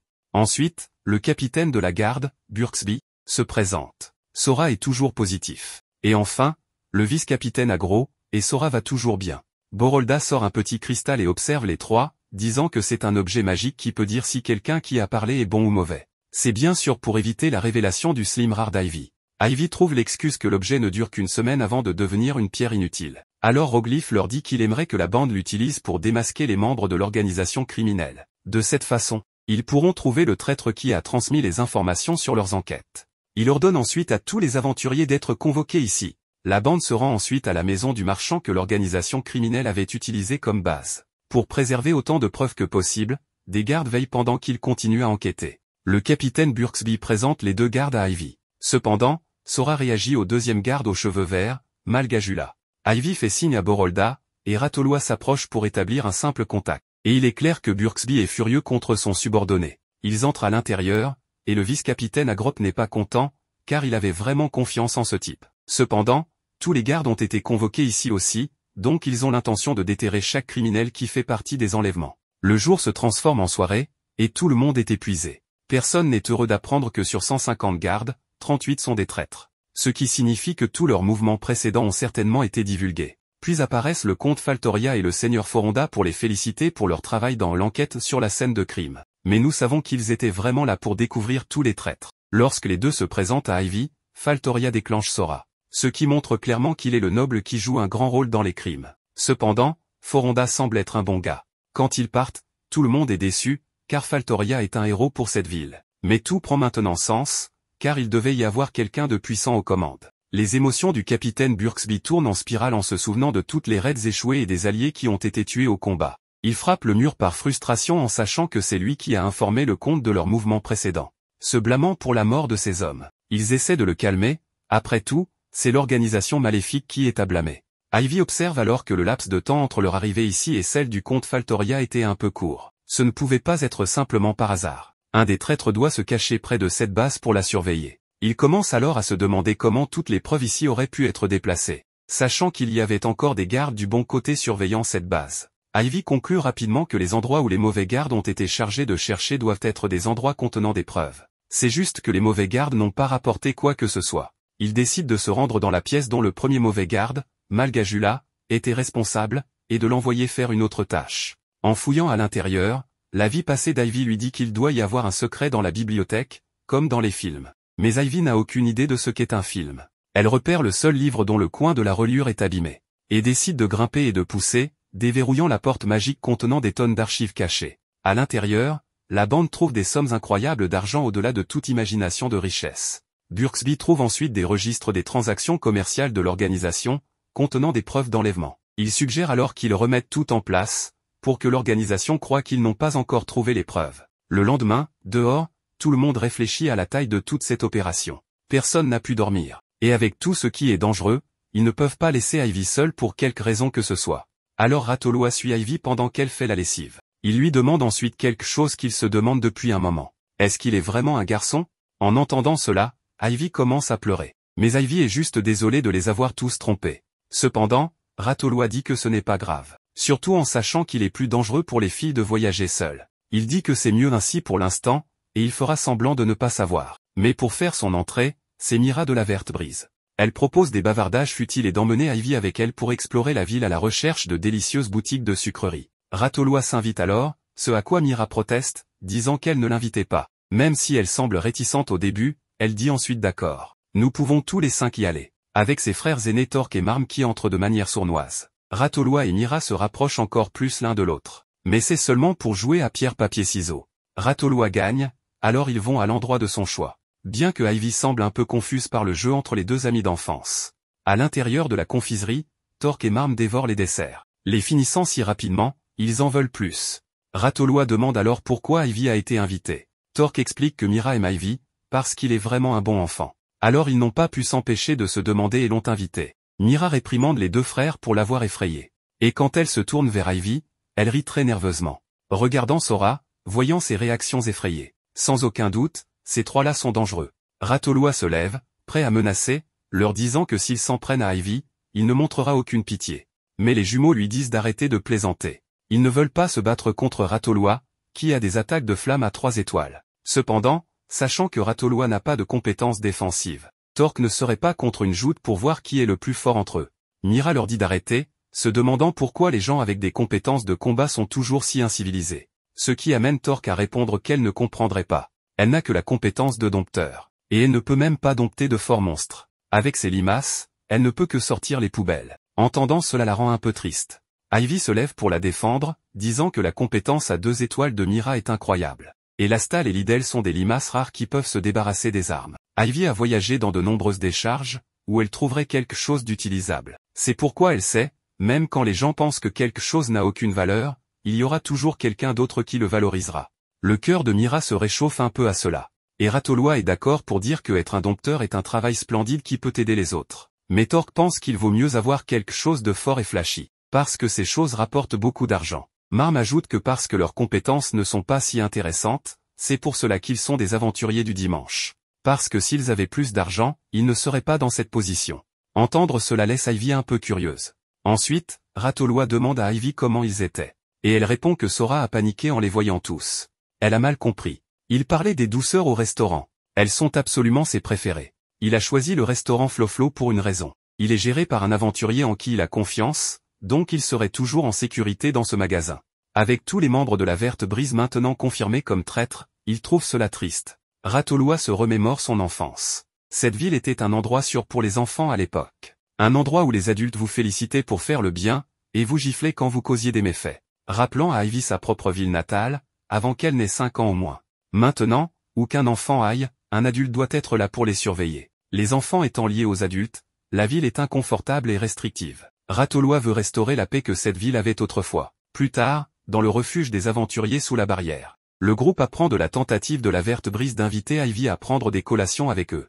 Mais le faire en plein jour, pourquoi irait-il jusqu'à cibler Ivy de cette manière? En raison de sa protection à la fois par l'épée flamboyante et le roi de la foudre, ce serait un grand risque pour la Verte Brise, car ils seraient probablement les premiers suspects si Ivy disparaissait. Le passé d'Ivy évoque l'idée d'un leurre. En élaborant davantage, l'organisation réellement néfaste n'aurait aucun problème avec le fait que la Verte Brise se fasse prendre, tant qu'ils peuvent rester dans l'ombre. Et en fait, pour répandre la nouvelle de l'existence de traîtres, il est en fait très logique d'envoyer un groupe bien connu comme la Verte Brise pour servir de boucs émissaires. Des pions sacrificiels, assez distrayants pour permettre aux vrais malfaiteurs de récupérer tout l'argent caché dans la maison du marchand. La Verte Brise serait probablement éliminée pour éviter toute fuite d'informations. Ratoloa s'inquiète, car il ne veut pas perdre son ami d'enfance. C'est alors qu'Ivy suggère de se faire capturer par la Verte Brise. De cette façon, ils peuvent lui faire dire que la sécurité à la base du marchand sera assouplie. De fausses informations, qui feront croire à l'organisation maléfique qu'il est sûr de récupérer l'argent et les documents. Cela signifie que l'épée flamboyante et le roi de la foudre peuvent rester en embuscade pour les attraper. C'est un plan tellement bien pensé, il se demande vraiment si Ivy a 9 ans. Il trouve le plan convaincant, mais Sezelk et Borolda ne veulent pas la mettre en danger. Ils savent que dès que le combat avec l'organisation commencera, ce sera une guerre totale. Mais à la fois la garde et les aventuriers ont de nombreux traîtres parmi eux. Cependant, Ratoloa promet de protéger Ivy, quoi qu'il en coûte. Et Ivy conclut logiquement que qu'elle soit ou non un leurre, elle reste en danger d'être ciblée. Il vaut donc mieux resserrer la fenêtre temporelle des attaques en agissant comme appât, et aussi attraper les coupables. Ils veulent commencer ce plan, cependant, ils sont toujours inquiets d'être pris au dépourvu par d'autres traîtres. Le passé d'Ivy suggère alors des bombes lacrymogènes mais cela n'existe pas dans ce monde. Alors elle demande s'il existe un objet magique qui peut endormir les ennemis. Sezelk évoque une sphère de sommeil, cependant, cela endormirait à la fois les ennemis et les alliés à portée. Ivy se lève, car avec l'organisation qui ne sait toujours pas que ce groupe sait à leur sujet. Le moment de frapper est maintenant. Elle rallie tout le monde, car ils ne peuvent pas laisser passer cette opportunité. À la guilde des aventuriers, le maître de guilde Roglyph appelle tous les aventuriers, leur disant que la guilde a été chargée de garder la sécurité d'Ivy. Cela montre à tout le monde à Autoloi et à l'extérieur que cette ville est sûre. Et il veut que tout le monde vienne un par un se présenter. Avec le premier acte sur le point de commencer, Ivy et Sora se préparent. Le premier homme, Adarikli, déclenche Sora. Et ils continuent leur travail. Du côté de la base marchande, le vice-capitaine Agrop peut dire que le capitaine Burksby est un peu nerveux. Mais il le nie, disant que c'est juste dans son imagination. Burksby mentionne alors qu'il a vu Borolda sourire. Pendant longtemps, ils avaient été tourmentés par cette organisation criminelle. Ils commençaient à se fatiguer et à perdre espoir. Encore et encore, la garde de la ville les acculait, et ils fuyaient. À chaque interaction, il y avait des victimes. Chaque fois qu'on parlait de l'organisation, un sentiment de résolution sombre flottait dans l'air. Mais quand Ivy parle, Borolda sourit. Grâce à Ivy, les vents ont changé. Burksby se sent soulagé à ce sujet. Shifal et son groupe s'approchent pour dire à Burksby d'organiser une unité spéciale. On a découvert un repère de monstres dans une grotte de la forêt. Burksby est confus, car il pensait que les escadrons de suppression s'en étaient occupés. Mais Shifal intervient, disant qu'un monstre s'est échappé et s'est caché là-bas. Ils veulent éliminer le monstre en une seule fois et demandent un grand nombre de gardes. Ils font face à un adversaire féroce et devront affronter d'autres menaces en chemin. Shifal suggère donc à Burksby de choisir les membres en conséquence. Burksby comprend, et laisse la sélection du personnel au vice-capitaine Agrop. Les présentations à la salle de guilde terminées, Roglyph dit à tout le monde d'attendre, car il aura une mission spéciale pour eux. Ivy est épuisé après tout ce travail difficile, mais Sora est très joyeux. Mira vient féliciter Ivy pour son travail, et remercie Ivy de lui avoir dit que son travail de débarras des ordures est très important. Cela a rendu Mira heureuse. Marm et Torque viennent lui dire qu'elle sera sûrement en sécurité maintenant que tous les aventuriers connaissent son visage. Ratoloa leur dit qu'à présent, personne ne s'en prendra à Ivy. Mira répond un peu nerveusement qu'il a raison. Ratoloa suggère alors qu'ils aillent à nouveau manger des sucreries, mais dans un autre endroit. À quoi Torque et Marm répondent positivement. Cependant, tout cela n'est qu'une ruse pour le plan d'Ivy et de Ratoloa. Ailleurs, Burksby veut que Shifal divulgue plus de détails sur le plan. Mais Shifal refuse, car ils ne savent pas qui pourrait écouter. Et il ne peut pas utiliser de barrière sonore, car il veut éviter que l'organisation pense qu'il partage des secrets, ce qui les mettrait en alerte. Gabojula arrive, ayant appris de Burksby que le vice-capitaine Agrop est en bas en train de constituer une force de garde pour éliminer un monstre dans une forêt. Nuga mentionne ensuite que Burksby devrait reconsidérer l'envoi de tous ces hommes, puisque cet endroit est toujours important pour l'organisation criminelle. Il devrait donc laisser certains hommes ici. Mark Rick suggère à Burksby de laisser la sélection des hommes à Gabojula, puisqu'il connaît si bien l'endroit. Après le départ de Gabojula, Shifal montre à Burksby la sphère de sommeil, parce que le plan est que lorsque l'ennemi viendra récupérer cet endroit, il va bien se reposer. Cela vaut aussi pour leurs alliés. Et quand Shifal part, Nuga présente à Burksby un objet habituellement utilisé sur les monstres puissants. En bas, Agrop a l'unité forestière prête. Et Burksby note que la plupart des hommes que Gabojula a choisis pour la garde de cet endroit sont des traîtres. Ailleurs, Mira les emmène chez Mamaroko, une confiserie qu'elle aime beaucoup. Et avec la prochaine partie de leur plan en marche, Ivy et Ratoloa sont prêts à entrer dans le ventre de la bête. Dans la confiserie, Mira recommande à Ivy le danzu. Apparemment, c'est la confiserie la plus sucrée que le magasin a à offrir. Ratoloa met en garde contre cela, car une bouchée est tellement sucrée que ça vous fera tourner les yeux et vous vous évanouirez.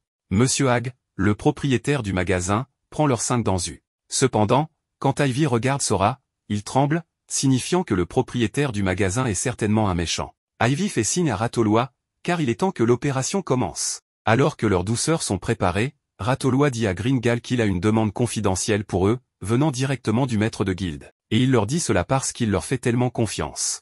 Une unité spéciale de garde et d'aventuriers est en train d'être constituée en ce moment même, et ils sont sur le point de partir pour la forêt. Pendant leur absence, la sécurité en ville sera en effectif réduit.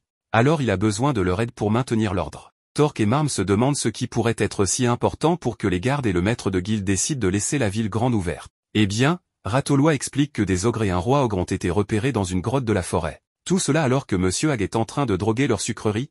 Avec la nourriture présentée, Ratoloa fait signe à Ivy en lui disant non, c'est-à-dire qu'ils ne vont pas manger. Les Vertes Brises acceptent la proposition de Ratoloa disant qu'il peut compter sur leur aide et pendant ce temps, Monsieur Hag quitte rapidement le magasin. Maintenant qu'il est parti, Ratoloa en vient à ce qu'il voulait vraiment demander. Pourquoi Gringal aide-t-il l'organisation? Et les trois sursautent quand on leur demande combien ils vont recevoir pour avoir enlevé Ivy. Mira essaie de le nier au début, cependant, lorsque Ratoloa pousse leur plat vers eux pour qu'ils goûtent, les trois refusent. On dirait qu'ils vont apprécier les sucreries en prison. Mira cède, disant à ses frères qu'ils devraient simplement abandonner. Marm refuse. Mais Mira répond nous avons assez fait, n'est-ce pas, toutes ces choses cruelles? L'argent est-il vraiment si important? Torque lui lance même un regard courroucé, demandant si elle va les trahir. Ratoloa rappelle aux frères qu'ils sont les traîtres, puisqu'ils ont trahi la confiance que la ville leur avait accordée. Les frères se lèvent rapidement, se souciant peu des conséquences. Torque et Marm brandissent leurs armes. Ratoloa leur dit d'arrêter, car il ne veut pas se battre contre eux. Mais Marm commence quand même son attaque. Ratoloa parvient facilement à parer tous ses coups et à le repousser. Même sans compétence en défense, Ratoloa s'est entraîné aux techniques défensives. Il pense même que sa défense pourrait être plus forte que la compétence défensive de Torque. En entendant cela, Torque s'énerve et tente de frapper, mais Ratoloa bloque facilement. Torque a une étoile en épée longue, cependant, Ratoloa en a deux, l'envoyant facilement en arrière. Marm se lève alors pour attaquer à nouveau, et avec Ratoloa esquivant chaque coup, Ivy crie que Torque est derrière lui. Alors Ratoloa le brûle. Les deux frères doivent alors éteindre le feu. Les frères tentent une autre attaque, mais Mira invoque Lastel et Lidel pour dissoudre leurs lames. Et Ratoloa parvient à les assommer tous les deux. Ratoloa regarde Mira, qui en a assez. Elle ne veut plus vivre cette vie de crime. Elle s'excuse d'avoir trompé Ivy tout ce temps. Mais à la fois Ivy et Ratoloa la remercient d'avoir sauvé leur vie. Puis entre Floflo, le propriétaire de la première confiserie où ils sont allés, demandant ce qui se passe. Alors Ivy dévoile un peu de leur plan pour frapper contre l'organisation. À la base marchande, des aventuriers masqués viennent attaquer. Mais on peut voir que c'est un subterfuge, avec les deux côtés corrompus donnant des signaux indiquant qu'il est temps de bouger le trésor caché à l'intérieur. Le garde corrompu montre aux aventuriers une salle cachée dans la bibliothèque au 3e étage. Avec deux gardes non corrompus les ayant secrètement observés, incertains de quoi faire, ne sachant pas qui est ami et qui est ennemi. Le comte Faltoria est ensuite escorté vers la bibliothèque, et il commande à ses partisans de retirer tous les enregistrements et l'argent que cette pièce contient. Cependant, il déclenche la sphère de sommeil qui assomme tout le monde dans tout le bâtiment. Amis et ennemis. Se dirigeant vers la forêt, le capitaine Burksby et Agrop savent que les gars derrière eux essaient de les prendre par surprise. Mais malheureusement, leurs plans ont été contrecarrés par une dresseuse de monstres de 9 ans. Derrière eux, Cezelk et Borolda sont ravis que leur côté devienne fou. Alors que Burksby lance à Agrop le rat de leur plan, suggéré par Chifal. Les gardes derrière placent leurs mains sur leurs épées. Agrop remarque que les traîtres sont parfaitement placés à l'avant. Burksby peut dire qu'il prévoit de s'occuper d'Agrop d'abord, puis de lui. Cela a du sens, car eux deux sont les plus forts. Et il voudrait ne laisser aucun témoin. Les gardes corrompus attaquent. Mais Agrop part la flèche pour que Burksby puisse les piéger avec le filet lanceur. Mais ce n'est pas un filet ordinaire, c'est un filet électrique. Agrop saute ensuite sur Burksby pour tirer un autre filet, donnant le signal à Cezelk de frapper les aventuriers corrompus. Avec l'épée flamboyante et le roi de la foudre commençant leur lutte contre les méchants. Après que Borolda ait donné un coup de tête à l'un des gars, un bon aventurier est stupéfait car il n'a aucune idée de ce qui se passe. Alors Borolda lui donne un peu d'explication sur le plan, et Cezelk donne l'ordre de capturer tous les traîtres. Après un combat réussi, Burksby explique que ce filet est généralement destiné aux gros monstres, car il est imprégné d'une magie puissante qui supprime la force physique. Un des gardes essaie de jouer les innocents, demandant ce que fait leur capitaine. Alors Burksby répond qu'il a enquêté sur eux tous qui sont les traîtres. Avec Agrop leur donnant un autre choc. C'est ce qu'ils méritent. Ils ont vendu des enfants à l'esclavage. Sortez-les d'ici. Mais malheureusement, certains des bons sont pris au piège là-dedans. Oups. Eh bien, ils sont toujours reconnaissants pour leur aide à capturer les mauvais. Ils ont pu capturer en toute sécurité tous les traîtres parmi les gardes. Et, tous les traîtres parmi les aventuriers également. Tout cela grâce au plan qu'Ivy a élaboré. Elle ne veut pas prendre tout le crédit, mais ils ne peuvent s'empêcher de la remercier d'avoir sauvé la ville. Alors que le comte Faltoria est conduit, disant à l'homme derrière lui de le lâcher. Cependant, Lord Foronda lui dit qu'il ne sera pas libéré. Le maître de guilde avait informé Foronda à l'avance. Et après avoir examiné tous les documents cachés dans la bibliothèque, les méfaits de Faltoria ont été révélés. Foronda a envoyé un messager à la capitale royale, ce qui signifie que la punition de Faltoria est inévitable. Et les villageois ne sont pas contents non plus, prêts à traîner et tuer tous les traîtres. Je les comprends. Leurs enfants enlevés, et leur ville rendue dangereuse par ces méchants. Mais Cezelk dit que c'est mauvais, car ils ont perdu le contrôle d'eux-mêmes. Il y aura une émeute si cela ne s'arrête pas. Burksby tente de les calmer, en leur faisant savoir que la ville d'Otoloa est désormais sûre. Les villageois sont toujours en colère, exigeant qu'ils obtiennent les traîtres. Cependant, Burksby raisonne avec eux, disant qu'il doit s'assurer de sécuriser toutes les preuves d'abord avant que les traîtres ne soient officiellement annoncés. Mais la prochaine chose les choque vraiment. Quand il demande aux villageois de ne pas toucher aux traîtres. Cependant, c'est parce que tous les condamnés doivent travailler comme esclaves. Et ce qui les attend sera le travail le plus dur au-delà de ce que chacun d'eux peut imaginer. Les traîtres ne peuvent même pas choisir de mourir. Ils seront forcés de travailler pour le bénéfice de ce monde. Et s'ils sont tués ici, leur souffrance prendra fin. Entendant le raisonnement de Burksby, les villageois sont d'accord. Ivy comprend à quel point Burksby est incroyable. Ayant calmé les villageois pour qu'ils ne finissent pas par commettre des crimes. Ivy félicite vraiment Burksby, disant qu'elle aimerait être comme lui un jour. rendant Ratoloa et Shifal un peu perturbés, disant qu'elle n'a pas besoin de sacrifier sa vie comme le capitaine pour l'instant. Cependant, Burksby n'apprécie pas tellement leur conversation.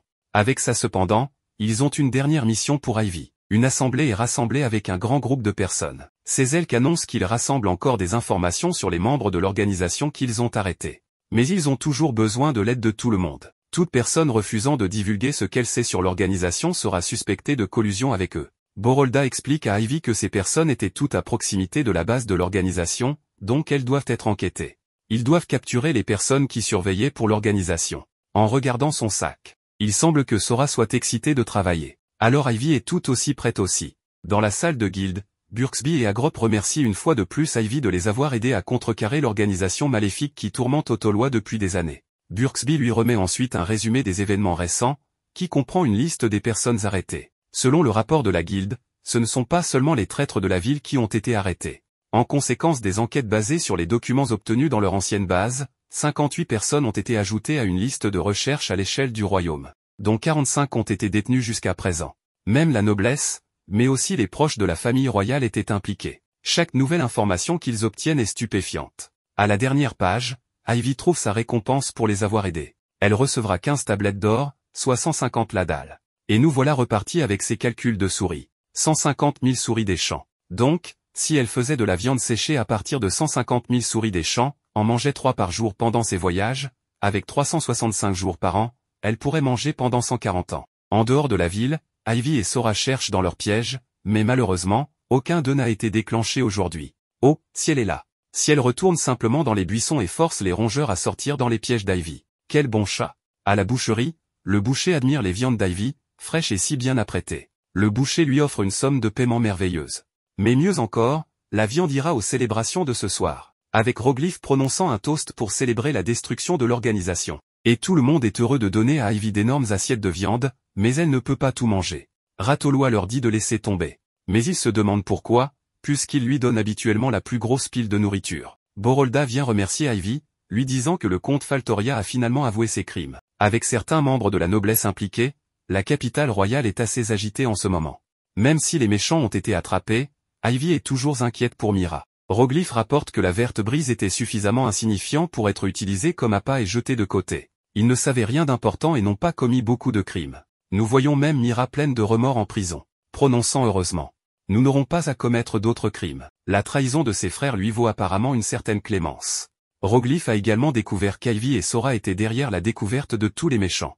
Après avoir examiné la liste de tous les objets magiques, il est devenu suspicieux du petit orbe qu'ils ont utilisé. Mais il va bien et comprend pourquoi il est si important de cacher l'existence de Sora. À la demande de Roglif, elle laisse sortir Sora du sac, et Roglif est surpris de voir le slime translucide. Roglif remercie Sora pour tout son travail, et Sora répond avec enthousiasme. Roglif demande alors à Ivy si elle souhaite continuer à vivre à Otoloa. Il sait qu'elle se dirige vers la capitale royale, mais si elle n'a aucune raison de le faire, tout le monde aimerait la voir autour. Ils lui prépareront même une maison. Ivy se souvient de quand la voyante Luba lui a dit que si elle trouvait un endroit où elle aimerait vivre en route vers la capitale royale, elle n'aurait pas besoin de se forcer à continuer à voyager. Cependant, elle devrait trouver des gens en qui elle peut avoir confiance et tout leur dire. Donc, serrant Sora contre elle, elle avoue qu'elle est sans étoile. Et tout le monde est surpris d'apprendre qu'elle est une dompteuse de monstres à 0 étoile. Elle leur raconte l'histoire où, à l'âge de 5 ans, sa compétence a été vérifiée dans une église. Comment on lui a dit que les dieux l'avaient abandonnée. Comment elle a tout perdu. Ses parents et tout son entourage sont devenus ses ennemis. Tout le monde, sauf la voyante Luba. Quand elle a eu 8 ans, le chef du village a annoncé qu'un 100 étoiles apporterait le malheur au village. Elle a donc été presque tuée et a fui le village. À l'époque, elle était tellement triste et frustrée. Elle voulait juste vivre, alors elle a fui. Elle avait tellement peur car elle ne savait pas combien de temps elle devrait courir, et ne savait pas où aller. Et ainsi, elle a continué à courir, jusqu'ici. Avec tout le monde attristé d'entendre le récit d'Ivy, Ratoloa la félicite pour être allée si loin. Il est en larmes en sachant à quel point cela a dû être difficile tout ce temps. C'est elle qui est impressionnée qu'elle ait réussi à ne pas perdre courage dans ces circonstances. Tous lui disent qu'ils seront là pour elle, la faisant pleurer, alors qu'ils lui rappellent qu'elle n'aura plus jamais à s'inquiéter de ses étoiles. Ils garderont même le secret pour elle si elle ne veut pas que les gens le sachent. Avec cela, elle arbore un sourire, sachant qu'elle peut partir en voyage le cœur léger. Ratoloa est choquée d'apprendre qu'elle ne va pas vivre ici. Mais Ivy explique que jusqu'à présent, son voyage avait été une fuite. Pensant que si les gens découvraient qu'elle était sans étoile, elle serait tuée. Mais alors elle a rencontré le capitaine Ogto, et le vice-capitaine Vélivra, qui l'ont aidé malgré ces circonstances. Et ces gars-là aussi, qui l'ont aidé quand elle était prise pour cible et qui ont même participé à son plan fou. Luba lui avait dit d'en apprendre davantage sur le monde, et grâce à ces gars-là, elle a acquis plus de perspectives et a changé pour le mieux. Elle ne fuira plus, parce qu'elle se sent parfaitement bien sans Étoile. Elle va continuer ses voyages et trouver quelque chose qu'elle peut faire pour les gens. Le groupe est très heureux pour elle, mais maintenant c'est devenu plus difficile sachant qu'ils devront dire au revoir. Et apparemment, Rick Belt va vraiment regretter Sora. Il célèbre encore plus fort sachant qu'Ivy va partir. Et Ivy se demande si ça s'appelle le bonheur. Avec le groupe qui lui dit au revoir, elle tournoie avec les nouveaux sacs magiques qu'ils lui ont donnés. Puis, subitement, si elle saute des buissons, surprenant tout le monde. Avec le choc de voir qu'Ivy a apprivoisé un Adandala, Shifal remarque qu'Ivy semble plus puissante que n'importe quel dresseur avec des étoiles qu'il ait jamais vu. Et avec ça, les trois partent ensemble pour leur voyage. Après le générique, la nature est belle, alors que les slims naissent à travers la forêt. Un petit slim désintégrant sort d'une feuille, alors qu'il regarde les autres slims marcher le long du chemin. Le slim lutte car il veut se joindre à eux, mais en voyant d'autres slims comme lui se faire facilement tuer par d'autres créatures et se dissiper parmi le vent. Le slim lutte pour échapper à son existence misérable. Le vent finit par emporter le slim, mais il est triste maintenant qu'il est tout seul, jusqu'à ce qu'une certaine dompteuse de monstres sans étoiles vienne le trouver. Quelle merveilleuse fin pour le moment. Et nous voilà donc à la fin de la saison 1 de cet anime.